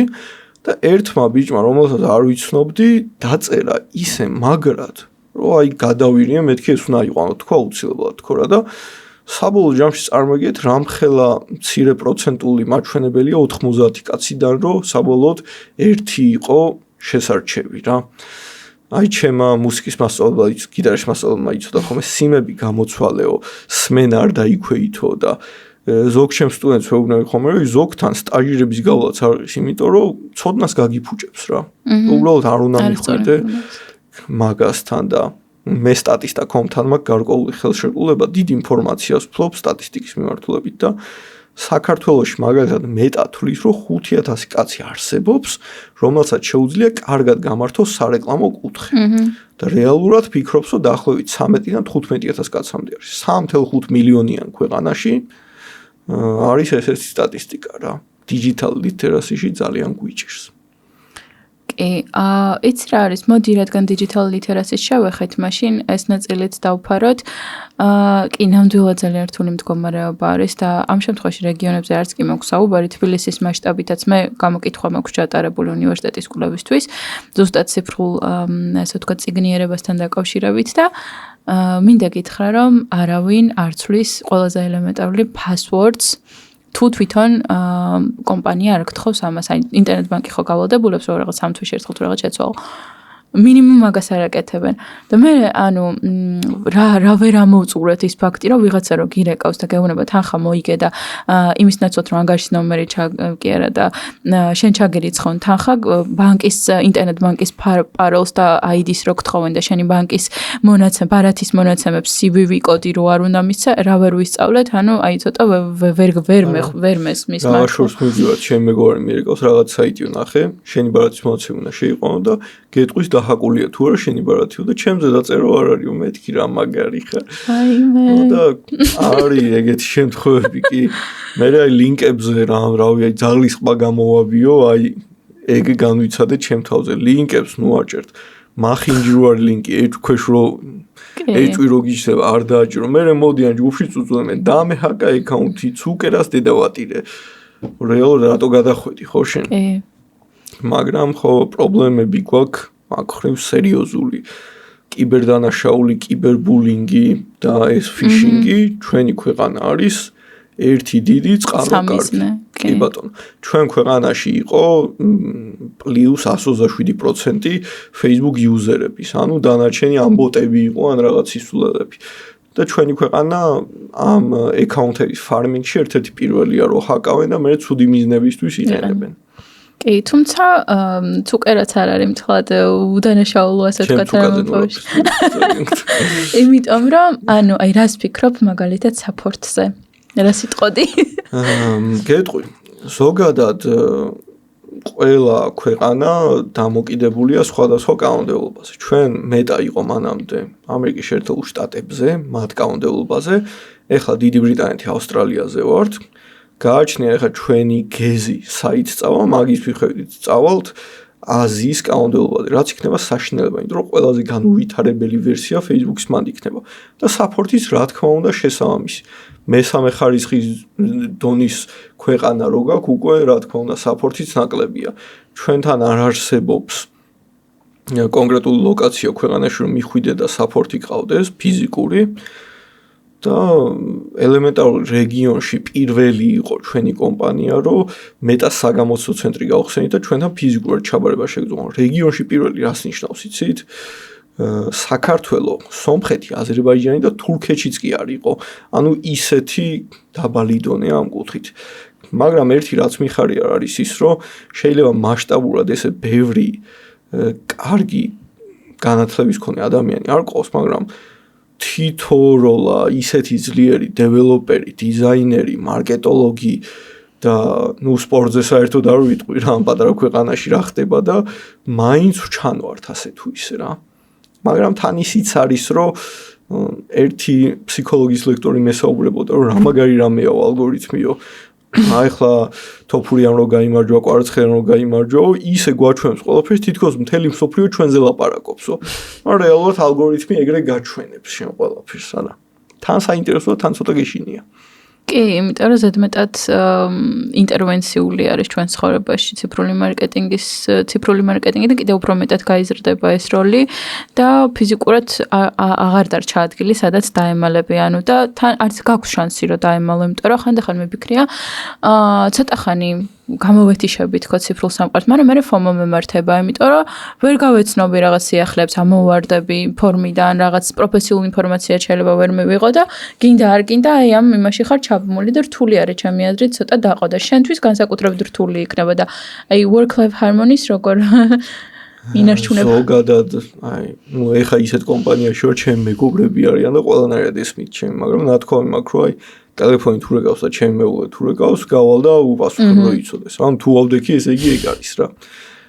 სულ აი ყოველ დღე რომ მივდივარ სახლში, ყოველ დღე არ ჩამიგდია მართლა, თუ ეხა არ წავიქეცი, სულ ჩემ შულთან გავდივარ სადმე და მაქსიმალურად დროს უთმობ. მაგრამ რთულია იმ კუთხით, რომ წარმოიდგინე ხა 14000 კაცია ჯგუფში, ყოველ დღე იმდენი ადამიანი იწერება და ყველას ფიზიკურად ვერ უპასუხებ. დაზარებით შეიძლება არც გეზარებოდეს და მაგრამ არის ხოლმე რომ აი ადამიანი ხვდება და გასაგებია როცა შეძლებთ მიპასუხეთ. მაგრამ ყოფილა რომ რა იყო თავში აგივარ და მივხვდით რომ ფული გინდა და მაგიტო არ გწერ და აი ეგეთი რეპლიკები მანამდე მაწუხებდა, მაგრამ მე უბრალოდ მივხვდი რომ ანუ ის ადამიანი რომელიც ეგეთი დაკავებული არ ყოფილა ვერ მიხვდება შენ რატო არ შეგიძლია 5 წუთი გამოვუყო რომ რაღაც პრობლემა გადაუჭერ რა და ძალიან ვცდილობ რომ ოჯახთან ისე ვიყო რომ აი ჩემმა შვილმა თქვას რომ მამა ჩემი ჩემთან ერთად იყო სულ ბავშვობაში და მაგას ძალიან ვცდილობ რა ნახო თუ არ წავიკეცი სადმე ჯერჯერობით ეგ ძალიან კარგი მაგალითია და ჩემი აზრით კიდევ ერთხელ აქ წერს შენ როგორც პიროვნებასაც მათ შორის და ყოველ შემთხვევაში მე არ გამიგია შენ შესახებ რომ ვინმე შენი თუ კმაყოფილო იყოს პირიქით ყოველთვის ძალიან გაქევენ ხოლმე და ძალიან პირიქით ყოველას ძალიან აი როგორც ადამიანურად ისევე აი პროფესიული კუთხით ყოველთვის ანუ ძალიან კარგი უკავშირი მესმის შენ შესახებ და მადლობა. ასევე ძალიან მინდა რომ მომიყვე აი ამ ბექგრაუნდის შესახებ. ერთი არის რომ 2000-ში დარეგისტრირდი კი არა და დაინტერესდი ციფრული მარკეტინგით და მე ანუ მარტო გამოცდილება იმით კი არ შემოიფარგლა რომ დღეს 20-25 ციფრული მარკეტერი გქვია, არამედ იმით რომ გაიარე სხვადასხვა რაღაც რეკვალიფიკაცია ხო, სხვადასხვა ადგილობრივ და საერთაშორისო ბაზრებზე იმუშავე და მინდა რომ ეს ამ გამოცდილებიდან მთავარი ჰაილაითები გამიზიარო. როგორ აკეთებდი ამას, თუნდაც სტატისტაში როგორ მოხვდი. ადრე მახსოვს რომ მეტას კომპანიაში იყავი, სადაც რომელიც მეტას უტარებდა ტესტებს, ხო სწორია.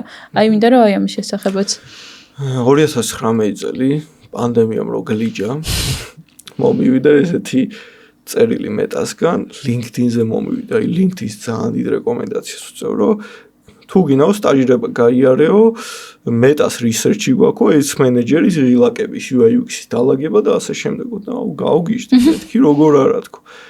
ჩამომივიდა ძალიან დიდი საბუთების დასტა, ამ ყველაფერს მოვაწერე ხელი და გავგზავნე უკან. არ დავასახებ კომპანიას, რომელსაც დაკარგა ეს საბუთები. აი, გადის 2 კვირა და მწერენ LinkedIn-ზე, რომ არ გინდაო და მეთქი როგორ არ მინდა გამოგზავნე და არ ჩამოსულა.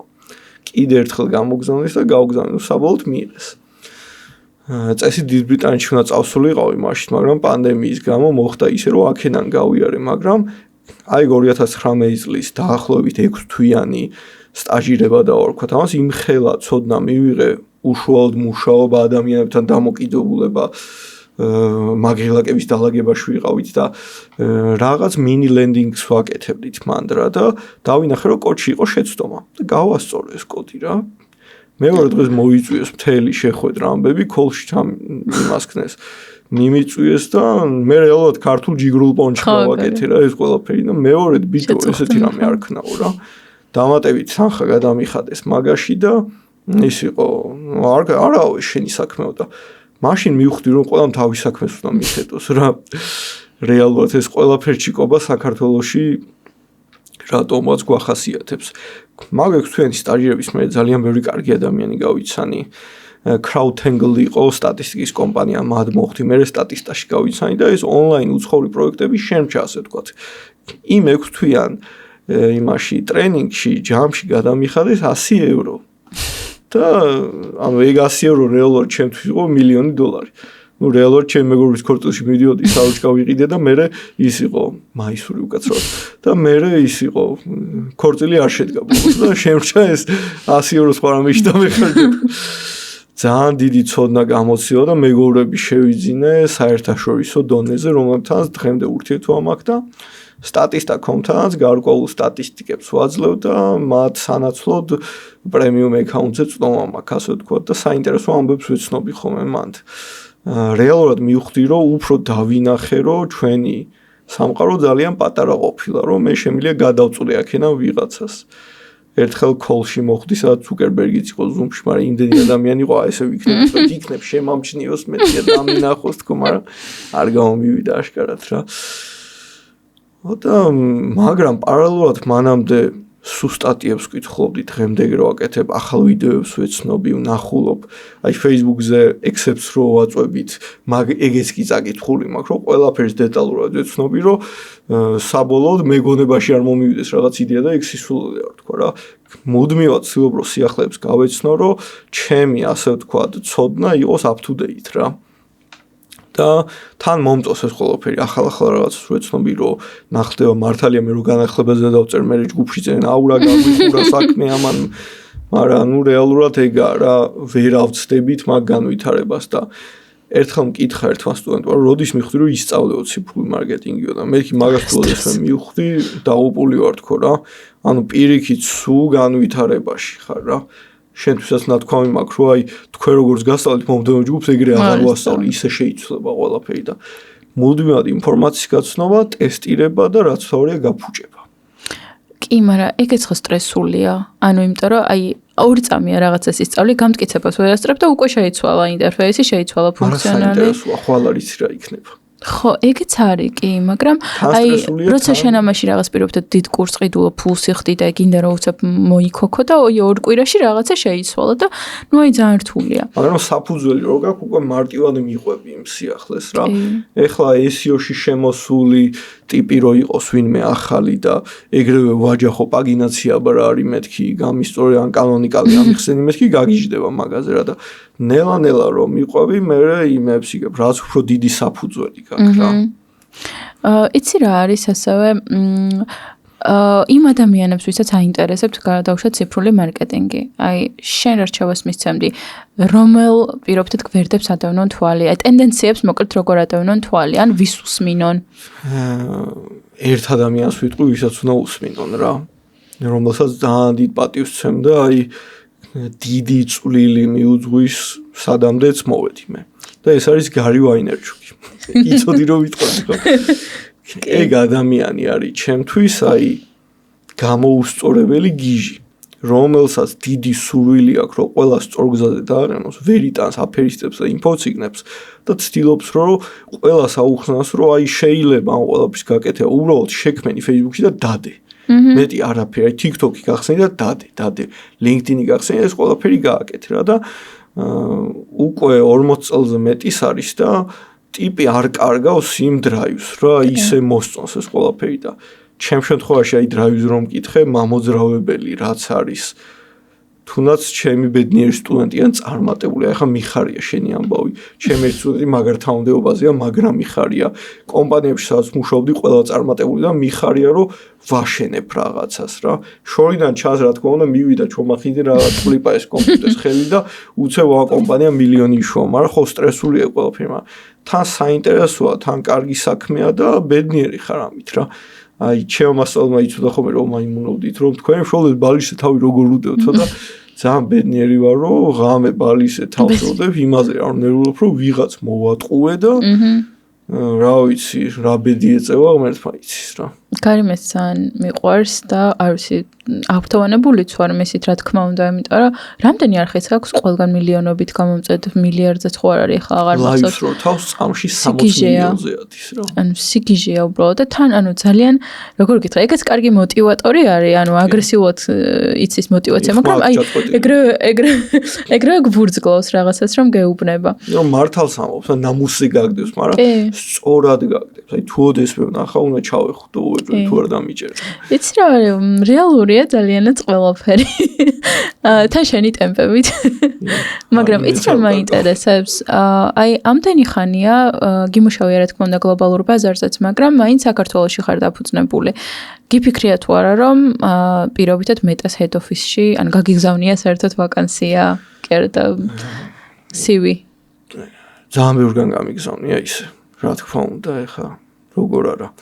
მაგრამ აი ეხლაც მაქვს შესაძლებლობა რომ აი შემილია დღესვე რა სადღაც გადავარეკო გადმოვარეკო და წავიდე ბევრ წამყვან ქვეყანაში განვითარებულ ქვეყანას დავარქვე მაგრამ აი მე და ჩემი მაკუთხით რაღაცნაირი ხალხი ვართ რომ ორივეს ეს შესაძლებლობა გქონა მაგრამ აქ ვართ რა ძალიან მიყვარს ჩემი ქვეყანა ალბათ ზედმეტად რა მაგრამ აი ჩემი ერთი სტუდენტი დიდ ბრიტანეთში არის და ძალიან დიდ თანხებს აკეთებს რა და აქ რო ჩამოხვიდეო გაგიჟდებიო ტიპებმა არაფერი არ იციანო ნუ მაგის აზრით ეგრეა და ჩამოდიო და იმუშავეო რა და ყველა აქ მოყავს საერთოდ და იმედია სულ ასე იქნება რა და იმის მიხედავად რომ გზებზე რამდენჯერ გადავუხტი ვიღაცას მაგრამ მაინც მიყვარს ეს ქვეყანა რა უყურა და დროებით წავიდოდი მაგრამ მართლა დროებით რამოდენიმე თვით და მე და ჩემ სოლთან ერთად დავდივარ ხოლმე მაგრამ იქ რო ვიცხოვრო და დამკვიდრდე არ მინდა. ზოგადად დამკვიდრება ჩემი მიზანი არ იყო რა და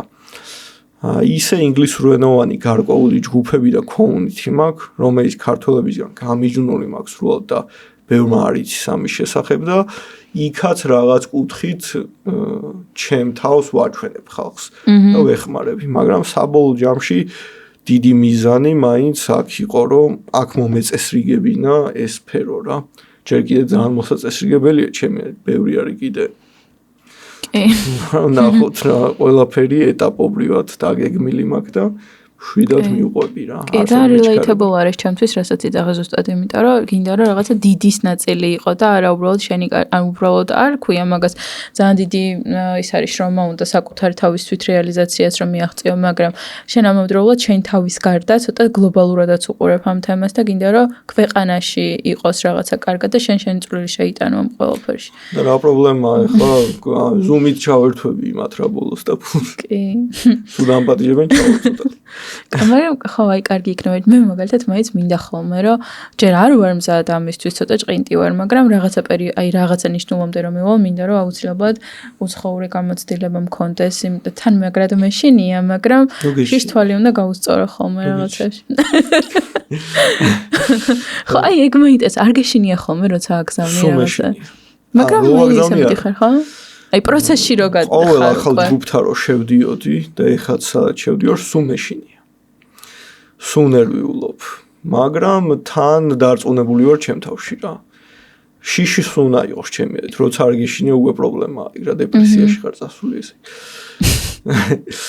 და კი ნერვიულობ სულ ყოველ პროექტის წინ ნერვიულობ მაგრამ ერთი ის მამშვიდობს რომ ვიცი რომ დაუღალავად ვიშრომებ ბოდიში და ოფს დაური და გავაკეთებ მაგრამ მეჩინია რა უკვე ასევე ძალიან მინდა რომ შენი დროის მენეჯმენტის სკილები გააზიარო უნარჩვევები მომაპატიეთ იმიტომ რომ 9 მილიონ ადგილას რო მუშაობდი მაგალითად პლუს ამას კურსი ქონდა ნუ მე ყოველთვის ჩემი იმიდან გამომდინარე მოუყვები როცა შენი სტუდენტი ვიყავი მაშინ ყოველ შემთხვევაში ესე იყო ხო არ შეიძლება რამე გამოითავისუფლე უფრო მეტად და დელეგირება გააკეთე მაგრამ ყოველ შემთხვევაში მაინც ეს ძალიან დიდ რესურს მოითხოვს როგორც ემოციურს ასევე ფიზიკურს მაინტერესებს როგორ უმკლავდები იმიტომ რომ თან შენ ძალიან ბევრს კითხულობ მე როგორც ვიცი და საკმაოდ რთული გრაფიკით ცხოვრობ კლონირება და წამოებში ნარუტოში რა კლონები ხო აურა გაიქნება გეტყვით ცოტა უაზრო შედარება იქნება, მაგრამ შვარცნეგერის ვიდეო ვნახე ერთხელ დროსთან დაკავშირებით, რომ რატო არ ვარჯიშობთ. და მან თქვა ესეთი სიტყვა, რომ ადამიანი შენი თქმის შენ დროს. ზოგი ადამიანი არის მთელი დღის კომპიუტერზე, ვაიმე რამდენი საქმე აქვს და არაფერს არ აკეთებს საბოლოოდ. პარალიზიურად. საკმაოდ გადაგეგმილი მაქვს ყველაფერი. Google Maps-ზე ჩემი როუთები მაქვს გაკეთებული. ეხლა დავიწყე ის Instagram channel-ი შევქმნი და საცობის ლაივები დავარქვი, საცობში რო ვარ ლაივს ვთავ და კითხვებს რო ვსვამ, იქაც ვცემ პასუხს. პროდუქტიული ეფექტი. არც ერთი წამი და ბევრი ხალხი არ შემოდის, მაგრამ ვინ შემოდის, ის ჩემთვის საკმარისო ვიღაცას უნდა ცოდნით მიღება. ერთმა მითხრა რამე გააკეთე ისეთიო, რომ აი უფრო მიიზიდო, მეთქი გადაუხტე ვიღაც ვცემოთ თუ რა ოქნა ეხ საცობში თქო.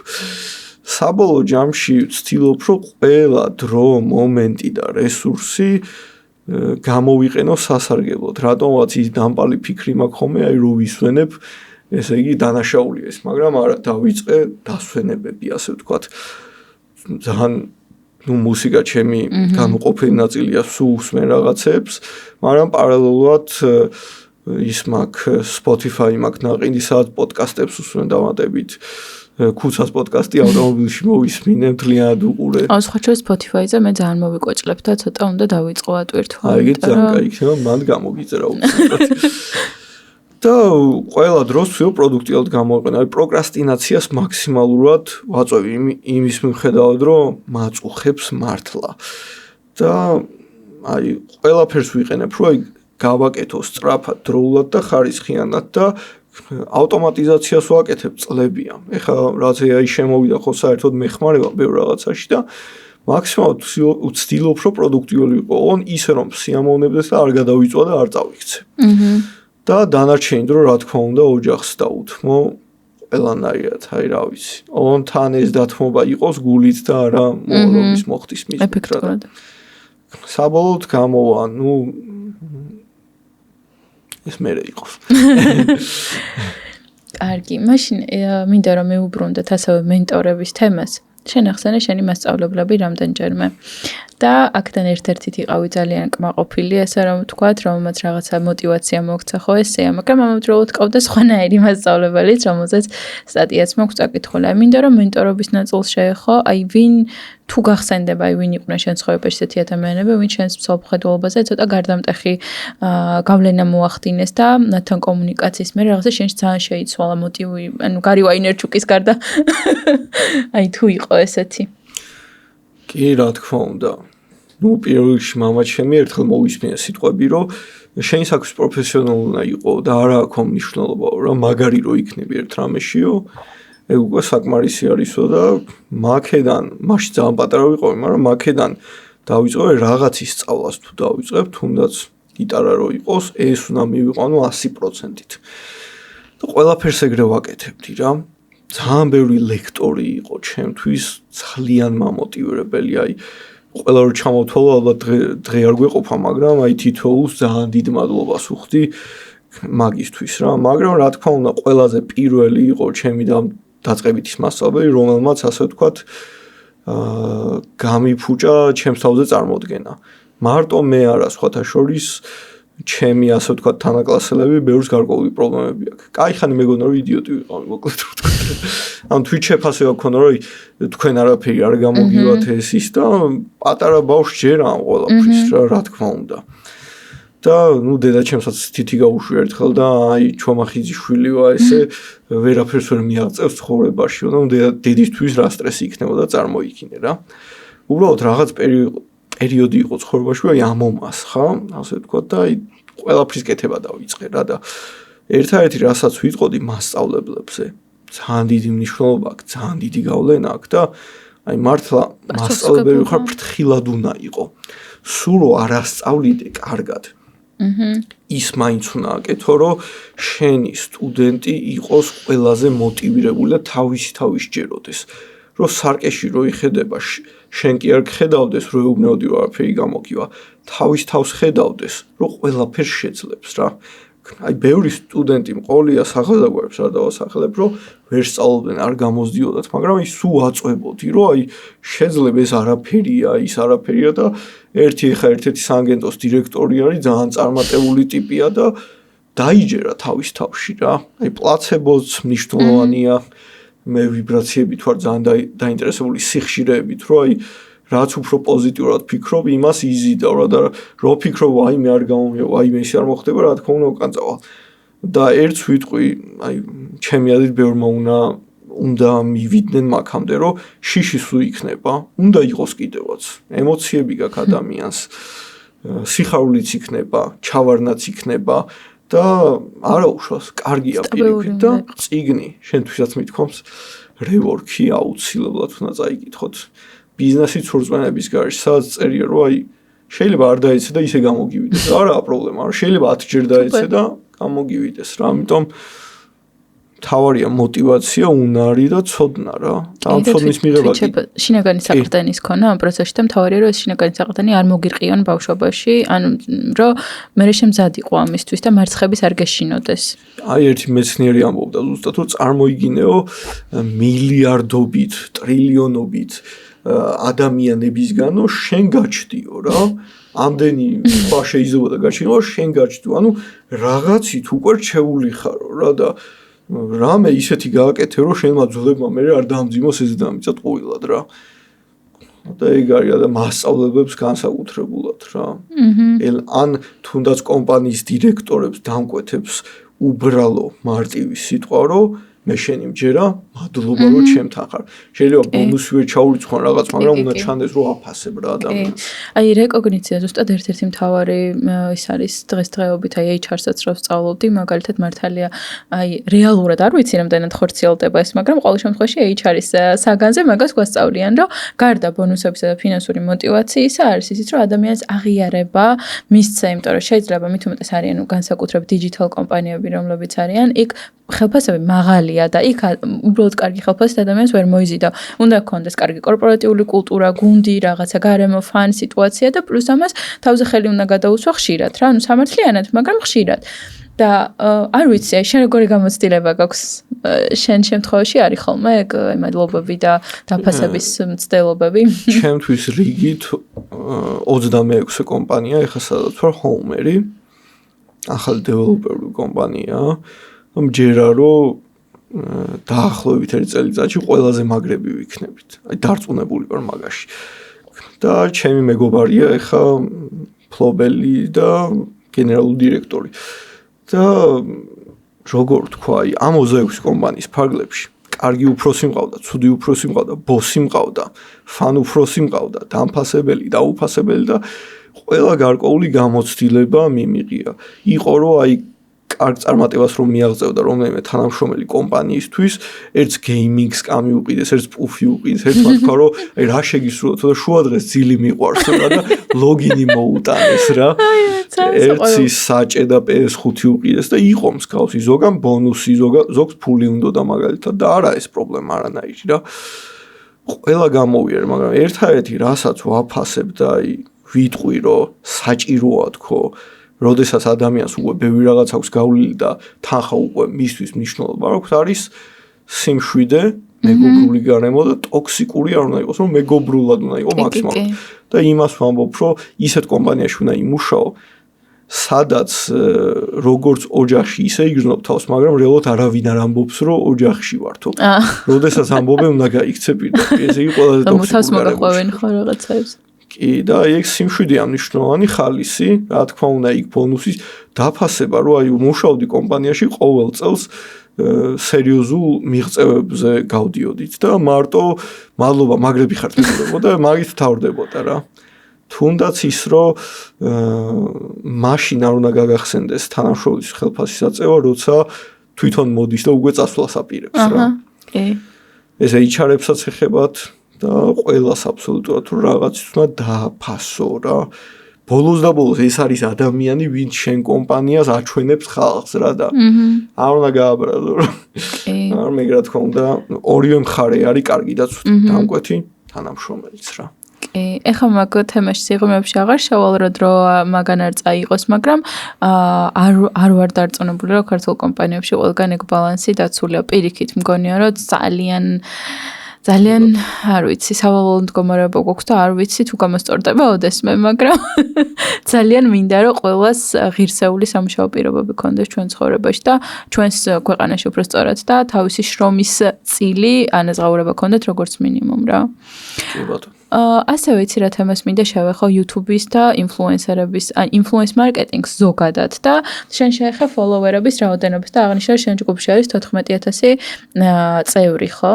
14000 წევრი რეალურად ბევრი არ არის. ანუ უცებ იმის თქმა მინდა რომ არ ჟღერს როგორც 100000 მაგალითად, მაგრამ მე ვხვდები და შენგანაც მინდა ეს უკავშირ თუ სწორად ხვდები, შენ არც გაქვს იმის ამბიცია რომ შენ ყავდეს 100000 წევრი, იმიტომ რომ შენ ყავს კონკრეტულად წერტილოვანი აუდიტორია, კონკრეტულად დაინტერესებული აუდიტორია და ლოიალური აუდიტორია, ვიზაც მუშაობ. არა უბრალოდ ვიღაცა ნებისმიერი წევრი, რომელსაც არ აინტერესებს და შემთხვევით არ მოხვედრია, არამედ engaging აუდიტორია. მაინტერესებს ამაზე შენი უკავშირი და ზოგადად ფოლოვერების რაოდენობა განსაზღვროს თუ არა ხარისხს. არ განსაზღვროს, პირველ რიგში ამით დავიწყებ. მთავარი არის ჩვენ მივიღოთ შედეგი. ანუ ეხლა უკვე იმ ტენდენციამდე მივედით, რომ მე შეიძლება 100 ფოლოვერი მყავდეს, მაგრამ ჩემ ვიდეოებს გქონდეს ნამდვილი 10000 ნახვა, ანუ სრული ყურება. და რაც თავარია ეხლა ეს ყველაფერი ჩანს. სიტყვაზე იმით დავიწყოთ, რომ 14000 კაცია ჩემ ჯგუფში, მაგრამ გარედან შედეგი ჩანს. ალექსანდრეს Facebook-ზე 7000 გამომწერი ყავს, მაგრამ შედეგი ჩანს. ვიღაცას 1000 გამომწერი ყავს TikTok-ზე, მაგრამ ჩანს, რომ ტიპი ძალიან წარმატებულია და ბევრი კომპანია იწვევს რა. თავს იმართლებენ თვალისფრავს და თვალისისო, მაგრამ რეალურად კი ჩემი თვალისფრავს და ჭამს, მაგრამ მე შემთხვევით მანდ არ მოვხდი, გადმოვედი რა და თუ არ გინდა რომ სპეციალურად გადმოვიდეს და მისმა თვალმა შეჭამოს შენი მილიონი ფოლოვერი, ჯობია რომ ისე გქონდეს ყველაფერი გაკეთებული, რომ ავტომატურად იმ ადამიანს უჩნდებოდეს, ვისაც სჭირდება თვითონ რა.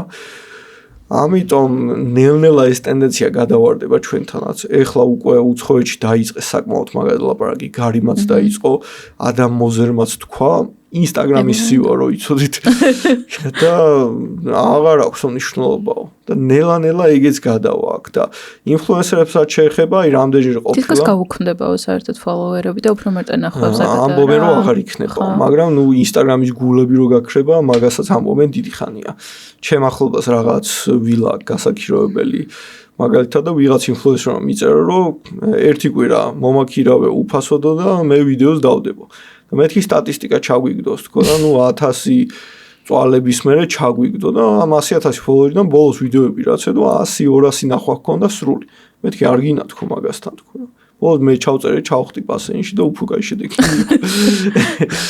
ხო და ან მაკუთხითაც იწყებს ხალხი დაკვირვებას უკვე აი იმ წიგში იყო კი ნახსენები მიკროინფლუენსერები იქნებიანო კონკრეტული ნიშის მიმართულებით აი შე რომ მაგალითად მოტოციკლეტის კონკრეტულ ფირმაზე საუბრობდე სულ მე შენთან მოვა მაგის ნაწილის გასაპირებად არ მივალ ვიღაც ტიპთან ვისაც 100,000 ფოლოვერი ყავს და საბოლოოდ ბასენში ტიტველი ერთვება ამ ჩემი ნაწილით და მე შედეგი არ მაქვს რა ამიტომ პრობლემები შეექმნებათ ეგეთი ინფლუენსერებს რომ ფულს ვეღარ გააკეთებ თუმცა აი ზუსტად მაგ თემაზე ვესაუბრე ნინა პერტენა რასაც აი არის თუ მოისმინე რომ აი კომპანიების უმეტესობა მაგას არ ითვალისწინებს რა მიდიან ინფლუენსერთან იმიტომ რომ მას ყავს დიდი აუდიტორია მაგრამ სამიზნეა თუ არა ეს აუდიტორია მაგას არ უყურებენ და ვერ ხვდები ანუ ჩემშია ხოლმე პრობლემა რომ ამას კრიტიკული თვალით ვუყურებ ანუ უდებენ შედეგს რეალურად და იმიტომ მიდიან თუ ეს ბრმად ხდება რომ ბიუჯეტი გახარჯონა ეგ მაინტერესებს ხოლმე მე ერთ კომპანიაში ვიყავი ბანერების განთავსება გთხოვე ჩვენთან დავდებთ რა და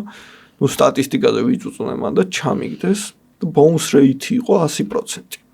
bounce rate რო აგიხსნათ არის რაც უფრო მაღალია ნიშნავს რომ ამდენ ადამიანები ვინ შემოვიდნენ 5 წამში გაიქცნენ. მეთქი ეს 100 რა არის თქო და ხო ასეთი მაგარი შედეგი გვაქვს. ანუ არ იცოდათ იმან რომ მაღალი მაჩვენებელი ცუდი იყო, ანუ მეუბნებოდა რომ ჩემ საიზე ვინ შემოდის ეგრევე გარბისო და მატყუებდა ანუ რა და პრობლემა არის ძირითადად ბრმადაკეთებენ, მაგრამ ეხლა უკვე ამაზე ბევრი ვიდეო ჩავწერე და უფრო მეუბნებია რომ სტატისტიკას ვთხოვთ ადამიანებს. ისინი უკმაყოფილო არიან. ეგ უკვე კარგია. უკმაყოფილება არაა ცუდი. კი. თან იცი რა არის ამბობენ ხოლმე როგორც ესეთი რა თქმა უნდა პირველ რიგში ინფლუენსერთან თანამშრომლობა PR-ის კუთხით განიხილება, იმიტომ რომ უმეტე პირველი ხო ბევრი მიზანი არსებობს, ერთ-ერთი არის ხილვადობის ზრდა. ხო ხილვადობის ზრდის მიზანს ფარავენ ეგ ადამიანები, იმიტომ რომ დიდი რაოდენობა რო ყავს გამომწერი, გინდა არ გინდა რაღაც ანუ მასშტაბზე ვარდება. მაგრამ მეორე მხრივ ყველა კომპანიას ბიზნეს აინტერესებს რეალური გაყიდვები, ხო? და ამ რეალური გაყიდვების სტატისტიკას თვითონაც მე როგორც ხვდები, დიდად ინტერესი არ აქვს ამის წარმოების, იმიტომ რომ მაგალითად მე უხეშად რა ვთქვა რა ვარ ინფლუენსერი, ჩემთან კომპანიაში შენ ხარი თანამშრომლე, მე უკავშირო მოკითხვა, გაყიდვები ქონდა, ან თუ პრომოკოდი მაქვს მომაგრებული, ხო მარტივი ამ პრომოკოდით ან UTM-მულით რაღაც თუნდაც ნახვების გადამოწმება რაღაცა. აი ეს სტატისტიკა რომ ვიცოდე, რამდენად ეფექტური ვარ მე თვითონაც, რომ აი შემდეგ რაღაცები შევცვალ. ხო და ეგ არ არის ხოლმე და მეც მაგალითად როდესაც ინფლუენს მარკეტინგის ბიუჯეტი ყოველთვის მიჭირს და ყოველთვის აი ვეხვეწები ხოლმე ჩემ ხელმძღვანელობას რომ აი დავინვესტურეთ რაღაცა ესა და აი ზუსტად მაგიტო არ მომყვებიან რომ შედეგს არ დებენო რა ხო და არა და ამ დროს ეს ბუმი არ იკლებს მიკროინფლუენსერების არა მარტო უბრალოდ ინფლუენსერების ზოგადად ფასები იწევს და აი მე უკვე ცოტა ვირევი და ვეღარ ვეწევი სად არის ჭეშმარიტება შენ რას ვფიქრობ ეგრეა ზუსტად ამას ვერაფერს ვერ დავამატებ, მაგრამ მართლა ეგრეა. ხო, აი, ცოტა ეგ მტკივნეული თემაა ხოლმე ჩემთვის და ასევე გამოსწორდება საბოლოოდ რა, მეტი გზა არ არის. აი, ასევე აი სანამ მაგ ამბავს ვერ გამოვტოვებ და შენგან მჭირდება რჩევა, თუნდაც ჩემ YouTube არხთან დაკავშირებით. თან მინდა რომ დამარო უსთო. ოღონდ იმ კაცივით მე არ გაჩხუბები, რომ აი შენ საკრიტიკებლად ხარ მოსული თქო პირიქით. არის რაღაცები რა თქმა უნდა, რაც მეც ვიცი, მაგრამ აი ეს უკავშირი ჩემთვის მნიშვნელოვანია და თან ანუ რა მინდა რომ აღვნიშნო ფოლოვერებთან დაკავშირებით. ძალიან ბევრი მეუბნება ხოლმე აღნიშნავენ რომ აი დიდი ხანია აი ძალიან გრძელია და ვერ ვუყურებ და აი რაღაც მომენტში დავფიქრდი რომ მეთქი ხომ არ შევამცირო მართლა დრო იმიტომ რომ აი 1 საათი ნუ მაინც ასე თუ ისე ნორმალური დროა მაგრამ მე გადავწყვიტე რომ არა ანუ არ შევამცირებ დროს იმიტომ რომ მე მაგ გათვლა ჩემნაირ ადამიანებზე მე რო ვუყურებ პოდკასტებს ქართულად უცხოურ სანამ ქართულები გაჩნდება და 2 საათიც ვუყურებ და 2 საათი ნახევარი ცოტა ვიცი რომ მაინტერესებს კონკრეტული ადამიანი და კონკრეტული თემა და თან ის რამდენიმე წამი რო ჩართავდა და გაინტერესებს, ბოლომდე რჩები რა. და მე ვეძებ ჩემს წერტილოვან აუდიტორს, აი როგორ შენყავს შენი 14000, აი ეგრე ვეძებ მე ჩემს მაგალითად ჩემს 14000 პირობითად, ჩემნაირ ანის ანაიას, რომელიც არის ხარბი ინფორმაციაზე, აინტერესებს, რომ რაღაცა ახალი ისწავლოს და ჩემს არ აქვს მნიშვნელობა, რომ ეს 600 კაცი ახლა ვინც მყავს, გახდეს 2 წამში 6000-ია. მირჩევნია რომ ხარისხიანი და პირობითად 600 ადამიანი იყოს, სულ დაწყეს ეს სიტყვა, მაგრამ ანუ სამიზნე აუდიტორია იყოს ვიდრე 60000 და არც მაქვს იმის ამბიცია, რომ 60000 მოვკრიფო წამში. მირჩევნია, რომ უფრო ნელი და მიზანმიმართული ზრდა მქონდეს და შენ რას ფიქრობ მაგაზე? მე მომწონს. აი თუნდაც ისევ ქუცას რომ მივადგე, ძალიან სიამოვნებით ვისმინე და არ დავიღალე. მაგრამ ჩემი რჩევა იქნება timestamp-ები, რომ აი რა დროს იქნებ ჩემთვის კონკრეტული საინტერესო კითხვა იყოს. დროის შეზღუდვა არ არის იმიტომ, რომ რაღაც სფეროში მოკლედ ვერ იტყვი ფიზიკურად, ვიღაც ადამიანზე მოკლედ ვერ ისაუბრებ. მაგრამ ყველგან უნდა იყო აუცილებლად და ვფიქრობ პატარ-პატარები უნდა ამოჭრა და თიზინგი გააკეთო. აი TikTok-ზე რო ფილმი შეგხვდება, ბოლომდე რა ნერვები მეშლება ხოლმე. თლად ეგრე არ გააკეთო, არ გავაგიჟო. მაგრამ საინტერესო ნაწილები ამოჭრა სრული ვიდეოსთვის, გადმოდით იქ. ეგრე უფრო მოახახი. უფრო შრომატევადია ეს ყველაფერი კეთახები. მაგრამ აი timestamp-ები მინიმუმ რა. აი timestamp-ები მაქვს.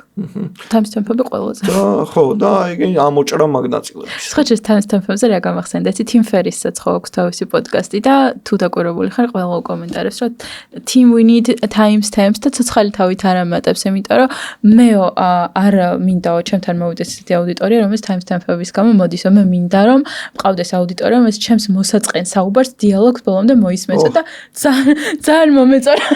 ეგ პუილია ეზარება უბრალოდ და მაგით. ძალიან მომეწონა, მეთქი Tim ყოჩა. ხო, მაგასაც ვეთანხმები. ხო, ანუ კი, ნამდვილად მინდა რომ ყველა არხზე ვიყო წარმოდგენილი, მაგრამ ჯერ სამწუხაროდ ვერ ვასწრებ, თუმცა მაგ რჩევას აუცილებლად ვაპირებ, რომ გავითვალისწინო. კი. SEO-ზე მინდა რომ ვისაუბროთ, იმიტომ შენ შემდეგ მეყოლება ერთი უკრაინელი SEO სპეციალისტი, სხვათა შორის და მინდა რომ შენი რაღაცნაირი გამოცდილება და მისი გამოცდილებაც რაღაცნაირი ცოტათი შევაპირისპიროსავით. თავიდანვე არ მახსოვს შენთვის ნათქვამი მაქვს თუ არა, მაგრამ მინდა რომ უცხოელი, არა მარტო ქართველი რესპონდენტები მყავდეს, არამედ უცხოელებიც და ერთი და იგივე პროფესიის სხვადასხვა ქვეყნის წარმომადგენლებმა ისაუბრონ ამ თემებზე, იმიტომ რომ მინდა რაღაცა ადგილობრივი და უცხოური ინსაიტები გქონდეს. თან ძალიან მაწუხებს და არ მიყვარს, რომ ქართულ პროფესიონალებს ეჭვის თვალით უყურებენ ხოლმე. და არ ვიცი გავაქარწყლებ ამას თუ პირიქით გავაღრმავებ ამ მოსაზრებას, მაგრამ შენ მხრიდან მინდა უკავშირი კი არა და SEO რა არის და რატომ სჭირდებათ კომპანიებს? ახალი მტრების გაჩვენა. რატომ სჭირდებათ კომპანიებს? ჩემ სტუდენტებს უსვამდი ამ შეკითხვას, რომ ეს რო აუხსენი ადამიანს ისე, რომელმაც იცის, რომ Google უბრალოდ კარგი ტიპია და მაგალითებს წერდნენ. ერთი იყო ყველაზე მაგარი ჩემი ძმაკაცია ახლა ეგ წარმოიგინეო ორი დახლიაო რა ერთ დახლს აწერიაო თუ რა იყიდებაო და მეორეს არ აწერიაო ერთი დახლის მეპატრონია ნოდარი მეორის ჯემალიო და ისო ჯემალისო გაფუჭებული პამიდორი აქო ნოდარის კარგი აქო მაგრამ ჯემალი ყვირისო და აზიახებსო სახეშიო პირდაპირო კიდე იყო ორი მოლი წარმოიგინეო ერთ წარწერები აქ მეორეს არაო და ყველაზე საინტერესო იყო ჰარი პოტერი ყველას ნანახი აქ დარწმუნებული ვარ კიბეები რო დადის თვითონ იმ კიბეზე რო დადგე და იქ გადავიდე სადაც შენ გსურს ანუ მარტივად რო ვთქვა თუ აქამდე კომპანიის ფასადი ყიდდა ახლა შენ კომპანიას ყიდის რომ Google-ზე პირველ გვერდზე არის რა Google ამბობს რომ ისო მეორე გვერდზე გადასვლა თუ მოგიწია სწორად არ გიძებნიო მაგრამ რეალურად SEO სპეციალისტი არ ყავდა რომ პირველზე ყოფილიყავი რა მაგრამ ეხლა ვართ GPT-ზე თუ აქამდე 10 ლინკზე ვიჯექით, ეხლა კითხვა-პასუხზე ვართ. ადამიანურ, ჰუმანურ რეჟიმში გადავედით. წარსულში დავუვით რეალურად. მანამდე ეს ქომი იყო, სადაც კითხვის სახით უნდა დაგეწერა და ეხლა კიდე GPT არის რა. GPT ძალიან სხვაჩვენს რომელ ხელოვნურ ინტელექტს იყენებ, აი GPT გასაგებია კიდევ რომელს იყენებ. ChatGPT-ს ვიყენებ, ეხლა Anthropic-ში ვმუშაობ კომპანიაში Cloud.ai რო არის და ეგ იმიტომ მომწონს, რომ ყველაზე ადამიანურია. Grok-ს ვიყენებ. მაგრამ საბოლოო ჯამში ყველაზე დიდი გამოყენება მაინც ChatGPT-სთან მაქვს. მე Claude-ს ვერ ხო Claude-ს თავიდან თარგმნებისთვის ვიყენებდი, მაგრამ მაინც მივანებე თავი Grok-ის არ თარგმნებია და მე უკვე Midjourney და ეგეთ რაღაცები ვცადე, მაგრამ უფასო რომ თავისი მიზანია. ხო, უფასო რომ ამომეწურა. მე დავანებე თავი. კი, ისე ხელოვნური ინტელექტი ძალიან შემოიჭრა ჩვენს ცხოვრებაში და მე როგორც ვიცი, შენ ერთ-ერთ კომპანიაში ციფრული მარკეტინგის კამპანიებისთვისაც იყენებდი ხოლმე და როგორ იყენებდი? კი, პირველი კომპანია იყო, ამაზე დიდი გამოკითხვა ჩავატარე, მაინტერესებდა, სადაც Facebook Ads Manager-ში გვეჯდა ადმინად ChatGPT. Prompt იყო გაწერილი API ხელით ავაწყოთ რომ დაგვეკავშირებინა და საბოლოოდ გვეხმარებოდა კამპანიების ოპტიმიზაციაში რჩევებს გვაძლევდა. გიჟდა. ძალიან წარმატებულად. დასაწყისში არა, მაგრამ მერე სერიოზულ დახმარებას გვიწევდა. ანუ ყველაფერზე ესე ვთქვათ, რაღაც უკავშირი, აი ტარგეტინგის სწორი რამდენად არის ეს ერთი prompt იყო, რომელიც 3 საათში ერთხელ მისდიოდა შედეგებით, რეკლამას მოყვებოდა მიზანი და ამ prompt შეეწერებოდა ამ რეკლამის მიზანი, ამის და ამის გაყიდვა მაგალითად და ის იქიდან ასწორებდა ყველაფერს. მაგრამ გაგვიჭირდა დაკავშირება, რომ კარგი დეველოპერი ყავდა, რომელიც დაგვეხმარა. Super. მე თუ რაღაცა დამაკავშირე. აუცილებლად. ასევე, იცი რა მაინტერესებს? ფორმალურ და არაფორმალურ განათლებაზე მინდა ვისაუბროთ. აი შენ რა აზრის ხარ? ამ თემასთან დაკავშირებით, იმიტომ რომ ამ ბოლო დროს ძალიან ბევრი ადამიანი გვეუბნება იმას, რომ აი უნივერსიტეტში აღარ გვინდა სწავლა, ერთი პერიოდი მე ვფიქრობდი ეგრე. იმიტომ რომ პრაქტიკულ ცოდნას რეალურად პრაქტიკული გამოცდილება გვაძლევს, მაგრამ მე პირადად აი ბოლოს ცოტა აზრი შევიცვალე, მაგრამ სამჩემსაც გეტყვი შენი მინდა მოვისმინო. უაზრო პროპაგანდა დაიწყო, რომ უნივერსიტეტში ჩაბარება არაა საჭირო და მე მაგალითად ყავს ორი მეგობარი დეველოპერი, ერთს უნივერსიტეტი აქვს დამთავრებული, მეორეს არა. ერთმა ის რომ ელფოსტაზე უნდა ჰქონდეს კომუნიკაცია, მეორე მესენჯერში იწერება. რა თქმა უნდა, ორივე საქმეს აკეთებს, მაგრამ ჩემი აზრით სკოლა და მინიმუმ ბაკალავრი უნდა ჰქონდეს ადამიანს დამთავრებული. შეიძლება მაგ პროფესიით არ ისწავლო, მაგრამ უნივერსიტეტი არ იმუშაო, მაგრამ უნივერსიტეტი დისციპლინას გასწავლის და ბევრ კიდე სხვა რაღაცებს, აი soft skill-ებს გასწავლის, რაც გჭირდება შემდგომ ზოგადად მუშაობაში და პროფესიაში. და უნდა გაიარო ეგ რა, რომ ეს ყველაფერი დაინახო. რა თქმა უნდა, ძალიან კარგი ადამიანები არსებობენ, რომელმაც არ გაიარეს და ისეც კარგად არიან, მაგრამ პროპაგანდა რომ უნივერსიტეტი აღარ და მოდი პირდაპირ ისექენი, ვფიქრობ, რომ კარგად უნდა დაფიქრდეს, სანამ მაგას იტყოდე რა, იმიტომ რომ ბევრს გზიდან ააცდენ რა. კი, გეთანხმები. ადრე მე პირველ რაღაც პერიოდი, ასე ვთქვათ, მოსაზრებას ვემხრობოდი, იმიტომ რომ რეალურად ჩემი ფორმალური განათლებით შედეგი ვერ ვნახე, რაც მინდოდა, იმიტომ რომ საქართველოში ტენდენცია არის ეგეთი, რომ პირობითად ყოველ შემთხვევაში ჩემი გამოცდილებით, რომ ძალიან ბევრი განათლებული ადამიანი თავისი პროფესიით ვერ მუშაობს, ან თუ მუშაობს, პირობითად დაბალი ანაზღაურება აქვს და მაშინ, როდესაც რაღაც კონკრეტულ ვიწრო სპეციალიზაციას როდესაც გადიან, ის ადამიანები ბევრად კარგ თანხებს გამოიმუშავებენ და ამის გამო გულაცრუებული ვიყავი და ძალიან დიდი ხანი მაგისტრატურაზე მაგიტო არ ვაბარებდი.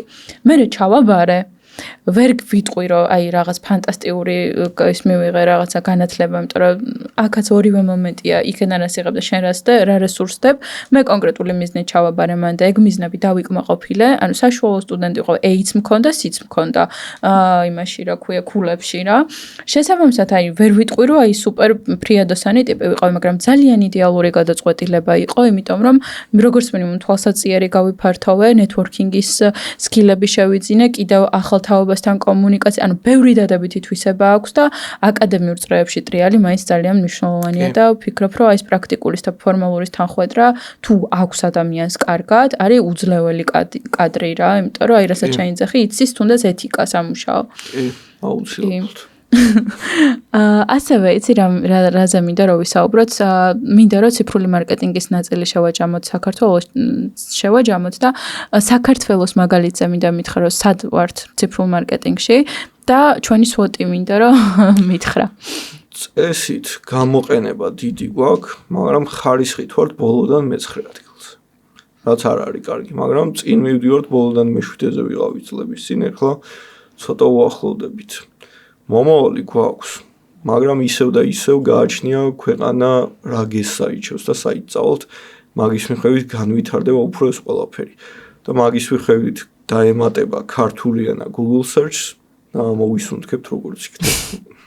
შენი აზრით რამე breakthrough პროექტების შანსი გვაქვს, აი რა შეიძლება რომ შევთავაზოთ მსოფლიო ბაზარზე? პროექტები აქვთ, აი სამიტები არის პროგრამისტების უცხოეთში და ქართველებს ძალიან მაგარი პროექტები აქვთ ხოლმე, მაგრამ ყოფილა შემთხვევა, რომ ქართული პროექტი გასული იყო, გაუმარჯვია კიდევაც, მაგრამ აი სხვებს ცოტა განსხვავებული ქონდათ, ანუ ჩვენ რაღაც ჩარჩოებში ვართ ხანდახან რა და ვიღაცამ რო გააკეთა, მსგავს ვაკეთებთ, მაგრამ უკეთეს. ფიქრობ, რომ გვაქვს ამ კუთხით მოვალ, იმიტომ რომ სპეციალისტები ასეთ ვისე ყავს, ვინც ქვეყანას ასახელებს ამ კუთხით რა. და მაგრამ ისე და ისე გეზისაით გვექნება მაგაზე და დამოკიდებული ჯერჯერობით აი ესო კანკარებთ რა მეტრონომით.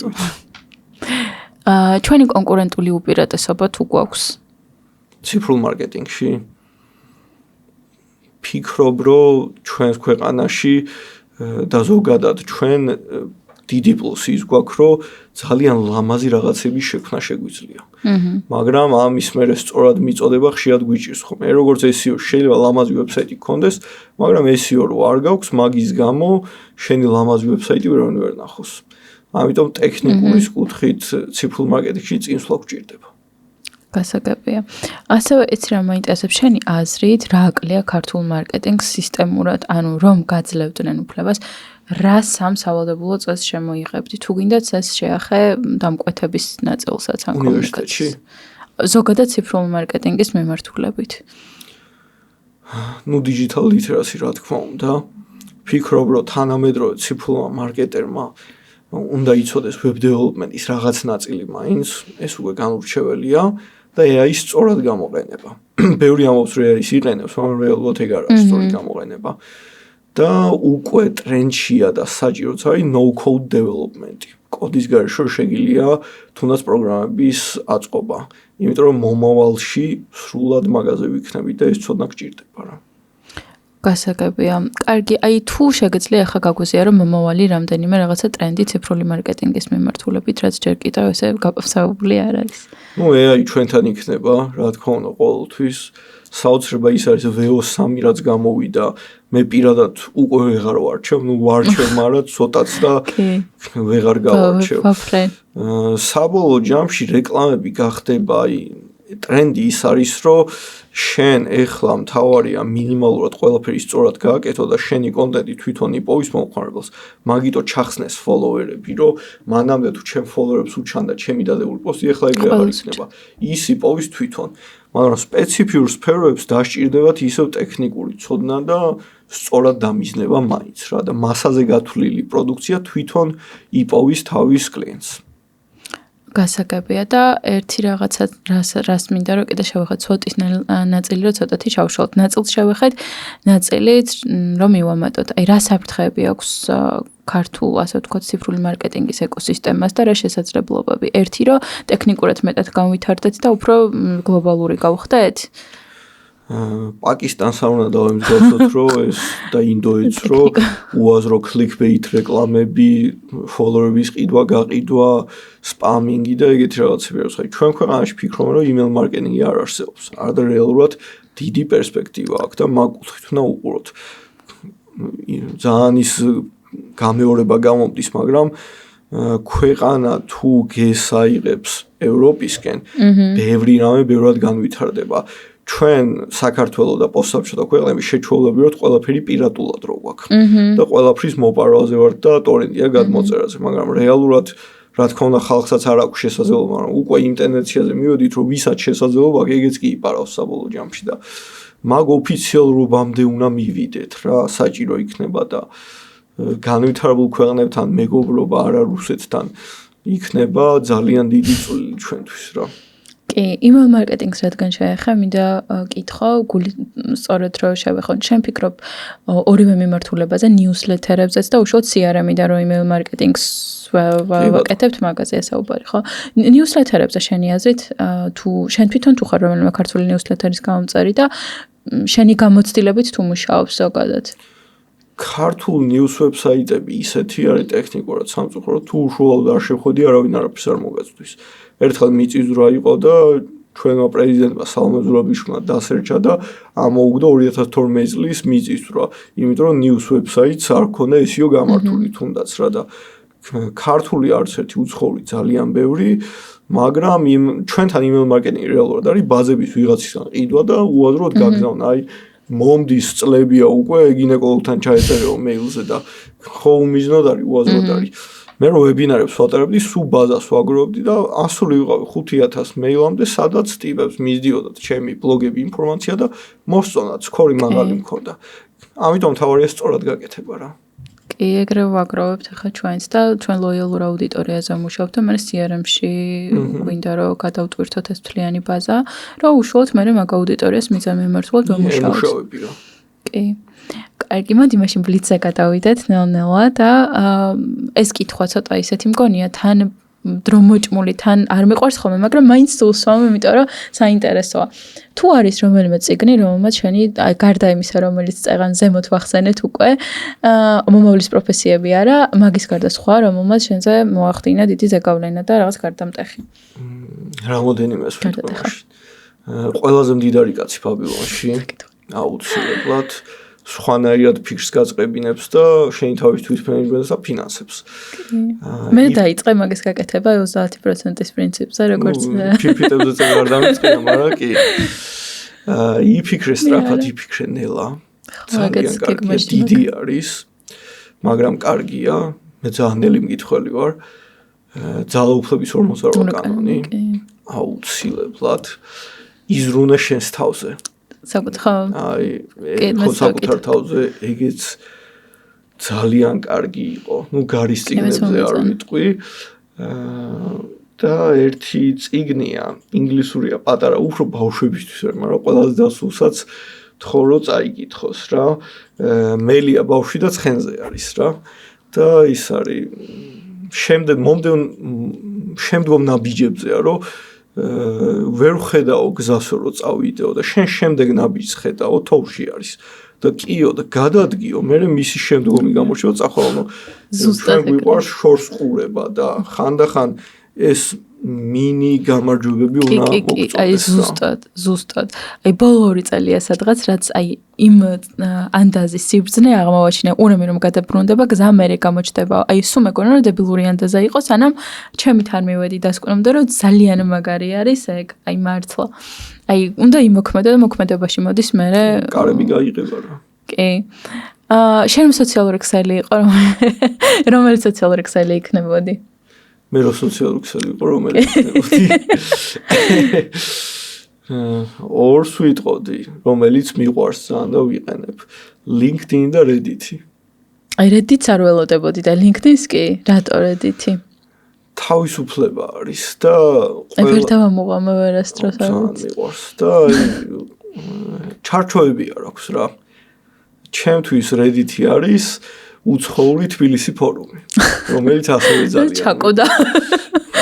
რომელიც ჩაკოდა, მაგრამ თავის დროზე გუგუნებდა. კი ბატონო. და Reddit-ი, ნუ რა ვიცი, საოცრებაა ჩემთვის რა. LinkedIn-ი საქმისთვის და იქ Reddit-ზე სანდროა რაკ ალექსანდრი რა. კი, ასევე რახან LinkedIn-ს ვახებით ამდენჯერ.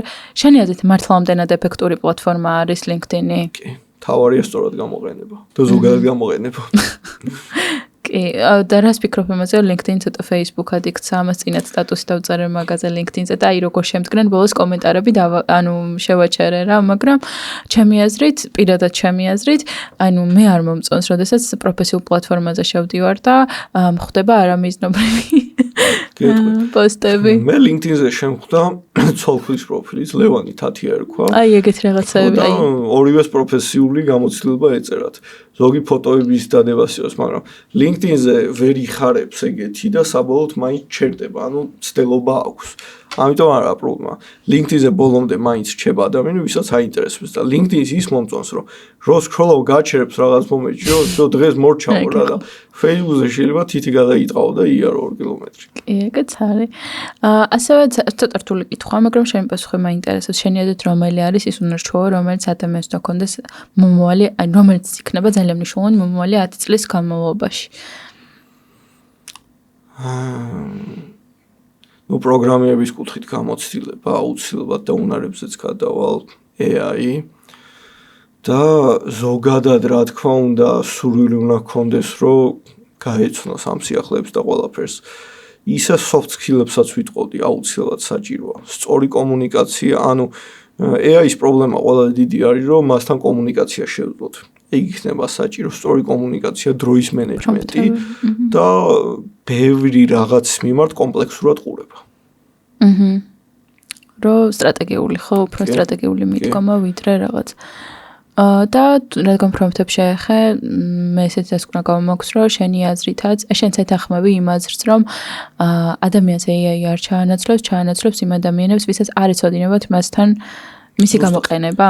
გაჩნდება ახალი პროფესიები, ვიღაცას რა თქმა უნდა ჩაანაცვლებს აუცილებლად, მაგრამ ვინც მაგასთან ერთად მუშაობას ისწავლის და მასთან ერთად განვითარდება და ხო თანაცხოვრებას ვისწავლით, მაგას ვერ ჩაანაცვლებს რა.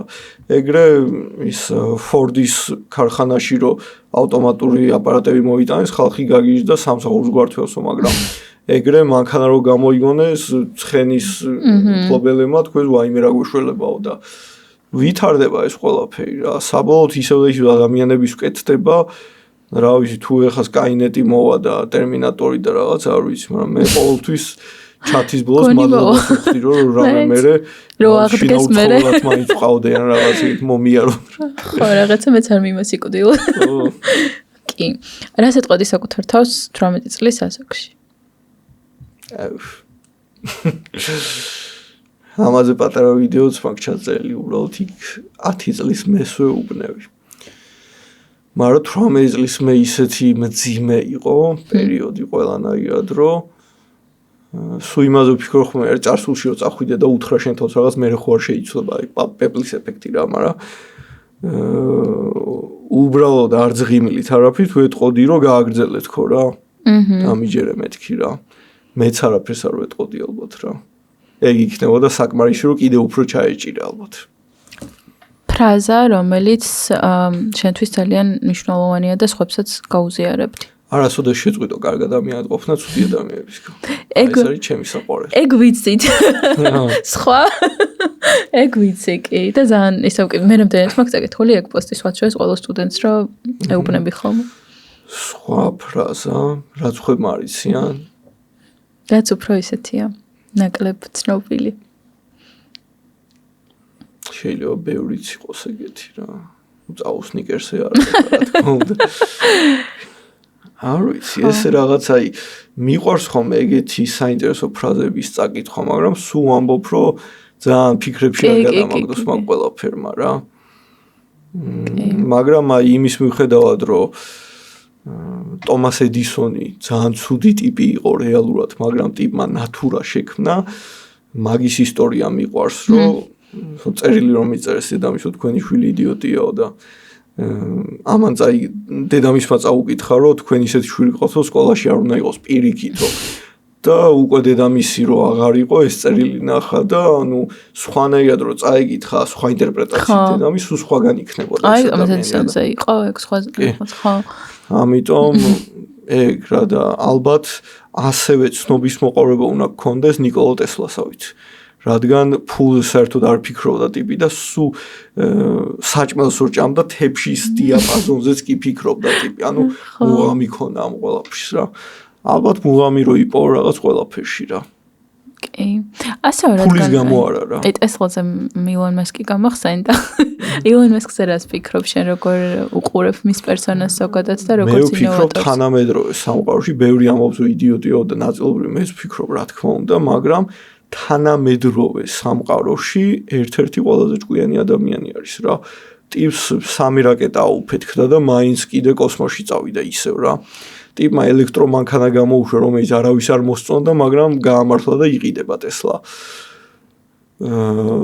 ბოლოს და ბოლოს PayPal-ი არ იქნებოდა ილონ მასკი რო არ ყოფილიყო რა და ტიპმა სახე გაიძრო მართლა, რავი სამრეცხაოში ბანაობდითო მე და ჩემი ძმაო.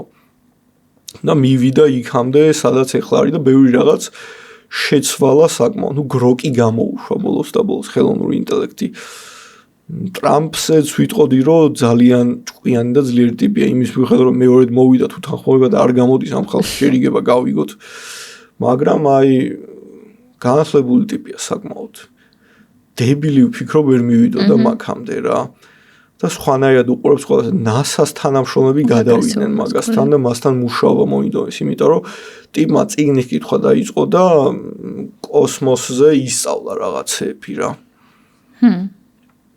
მე უბრალოდ ილონზე ის უფრო მსმენია, რომ კი არ და მასკზე, რომ მისი ძმა უფრო რეალურად ისეთია წამყვანი, უბრალოდ ილონი უფრო სოციალური ტიპია და უფრო მედიასთან კომუნიკაცია, იქ რაღაცა ცეცხლით ნაპერწკლების გაშვება სწორად, რომ მე შეიძლება, რა თქმა უნდა, ყოველი ესეთი ლიდერის უკან არიან ადამიანები.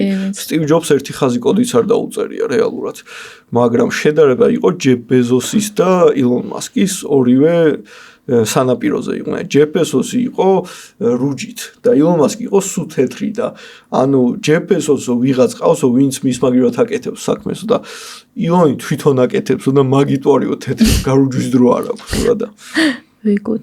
ხო, ანუ კი, მეც გეთანხმები გარკვეულწილად, მაგრამ თამგონია რომ რაღაც მომენტებში ცოტათი მავნებელიც არის და თავისი, ცოტათ კი არა მავნებელია საკმაოდ და თავისი ეგოს ტყვე არის რაღაც მომენტში, იმიტომ რომ თუნდაც ეს ამდენი რაკეტების წინა უკან გაშვება, როგორ აზიანებს დედამიწას და ოზონის სფეროს და ასე შემდეგ, ეგ კიდე ცალკე თემაა, რომელზეც ცოტა underrated, ასე ვთქვათ, არის ეს თემა. კარგი, ასევე იცი რა მინდა რომ მკითხო, ვინ იყო შენი აზრით შემდეგი სტუმარი? ვინ იყოს? კი, ვისი სურვებდი? გუგა სიხარულით.